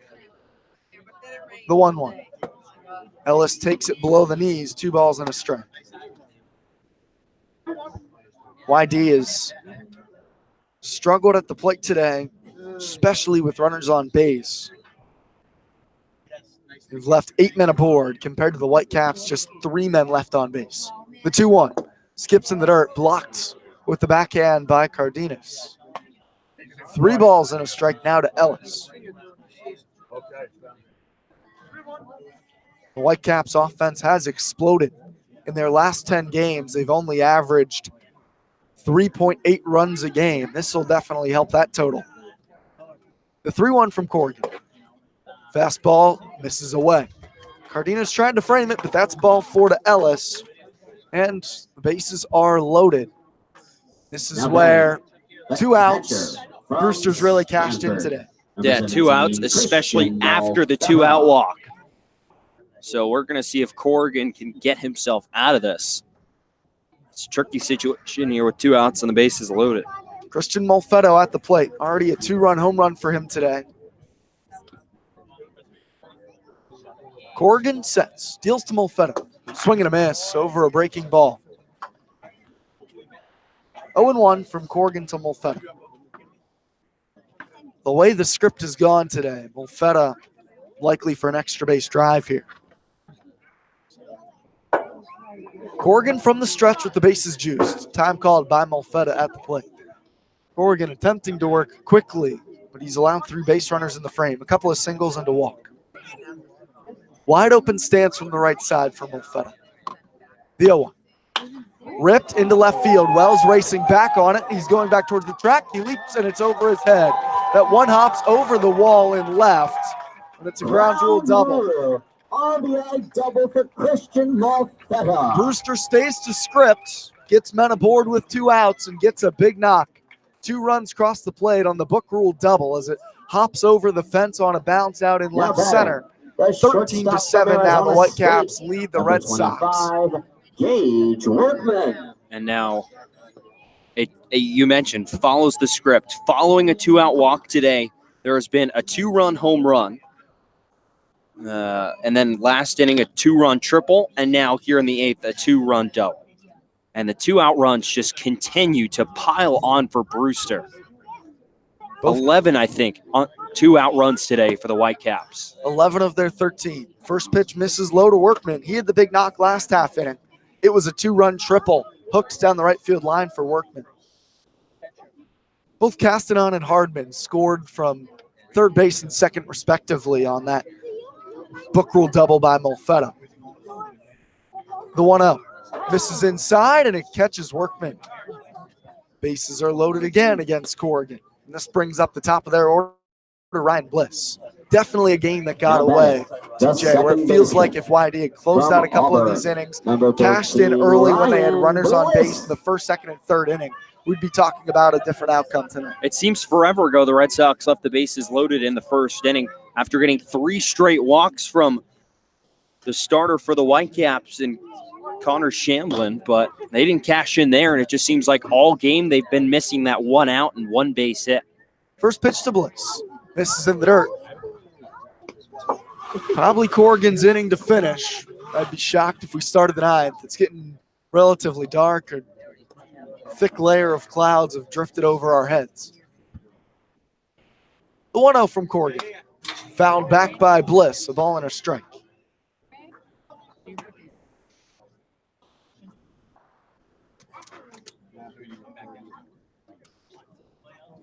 So also by my count, so 5 runs following the 2-out walk in the second inning part, 3 runs following the 2-out walk in the 7th, and then 2 more runs following a 2-out walk here in the 8th inning. So 10 of the 13 Brewster runs mentioned, 11 come with 2 outs. Well, 10 of them came directly following a 2-out walk from a YD pitcher. 1-1 is chopped foul. If there's a silver lining for YD, it's that Wareham currently leads Orleans 12-2 in the 5th. So assuming results hold, Orleans would still be a point back. The 1-2, swing and a miss. Bliss goes down swinging, and the Red Sox are able to strand 3. But a couple more runs, 2 to be exact, come across on the Molfetta double.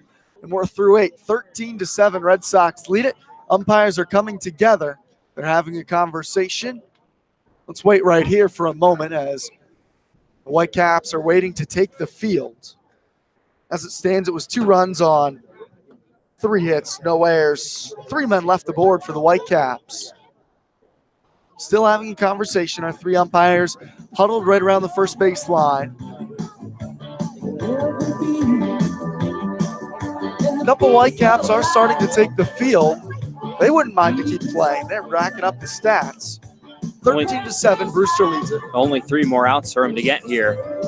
It's really up to the umpires whether or not they want to continue playing the 3 outs.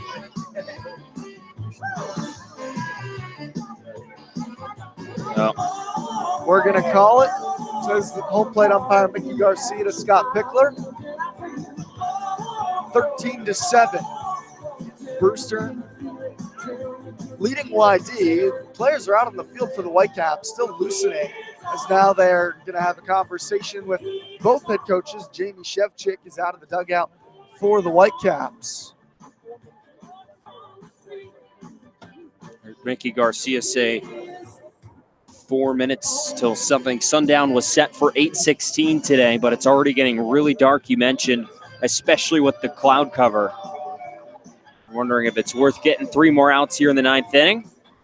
The 2 coaches and the 3 umpires trying to decide that right here. Pick is having his say. As both Pick and Shevchik are having a conversation. They shake hands, and I think that's going to do it tonight, folks. Game over. The Whitecap that was out on the mound was ready to go. That was Kurt Wilson, the junior from Texas Tech. He was fired up and ready to try to get the final 3 outs for the Whitecaps, but they take it 13-7 over YD. 13 runs, 13 hits, 2 errors for the Whitecaps. They leave 9 men aboard. YD leaves Commodores at 8 men on base on 7 runs, 5 hits, rather 6 hits, 3 errors. 8 left on base for YD. TJ, we've been talking about it for the last couple innings. This result was impending. Felt like YD just didn't have it today, couldn't get the final out of a frame, and they leave runners on base a couple times. Well, yesterday they had the advantage of being the home team. The Hyenas twice stacked a couple of multi-run leads up against them. They're able to come back and eventually stay ahead until the darkness came. Today, they're unable to get the inability to get that 3rd out of the inning 3 different times. As I mentioned, following a 2-out walk, 10 runs came across the plate for the Brewster Whitecaps, who in total put up, I still think, 5 unearned runs and 11 total runs here with 2 outs. And just a difficult loss to swallow here as the pitching staff got absolutely hammered here today with 2 outs especially. Second time in a week that the pitching staff gets crushed. Not all those runs, as TJ said, were earned. 5 unearned runs. Both teams actually scored 5 unearned runs in the ballgame in a relatively sloppily played defensive game for both these sides. TJ snaps a 3-game winning streak for YD. They are still going to be at least in 2nd place if Wareham holds on, currently leading by 10 over Orleans. Chatham up 6-2 over Falmouth in the bottom of the 6th. That's a 7-inning game and a doubleheader today. So it looks like Chatham might emerge as the sole possession of 1st place in the Eastern Division if they hang on against the Commodores. What's the takeaway for YD as they try to move forward? Well, the Red Sox have looked really good both times they played the Firebirds this season, as they'll head to Eldridge tomorrow. They've scored 8 and 9 runs respectively against the Firebirds in the 2 games they've played against them this season, and have won 7 straight games against Orleans dating back to last season. It's, an opportunity for a bounce back. Orleans was on top of the division, now sitting in 2nd place behind YD a point, and it looks like the Red Sox will be behind the Anglers by 2 points as well. And you're just going to want the pitching staff to look to bounce back tomorrow. They had a great bounce back on Tuesday against Wareham following the 15-run drubbing at Chatham. So I think we're going to see a better performance tomorrow from the pitching staff.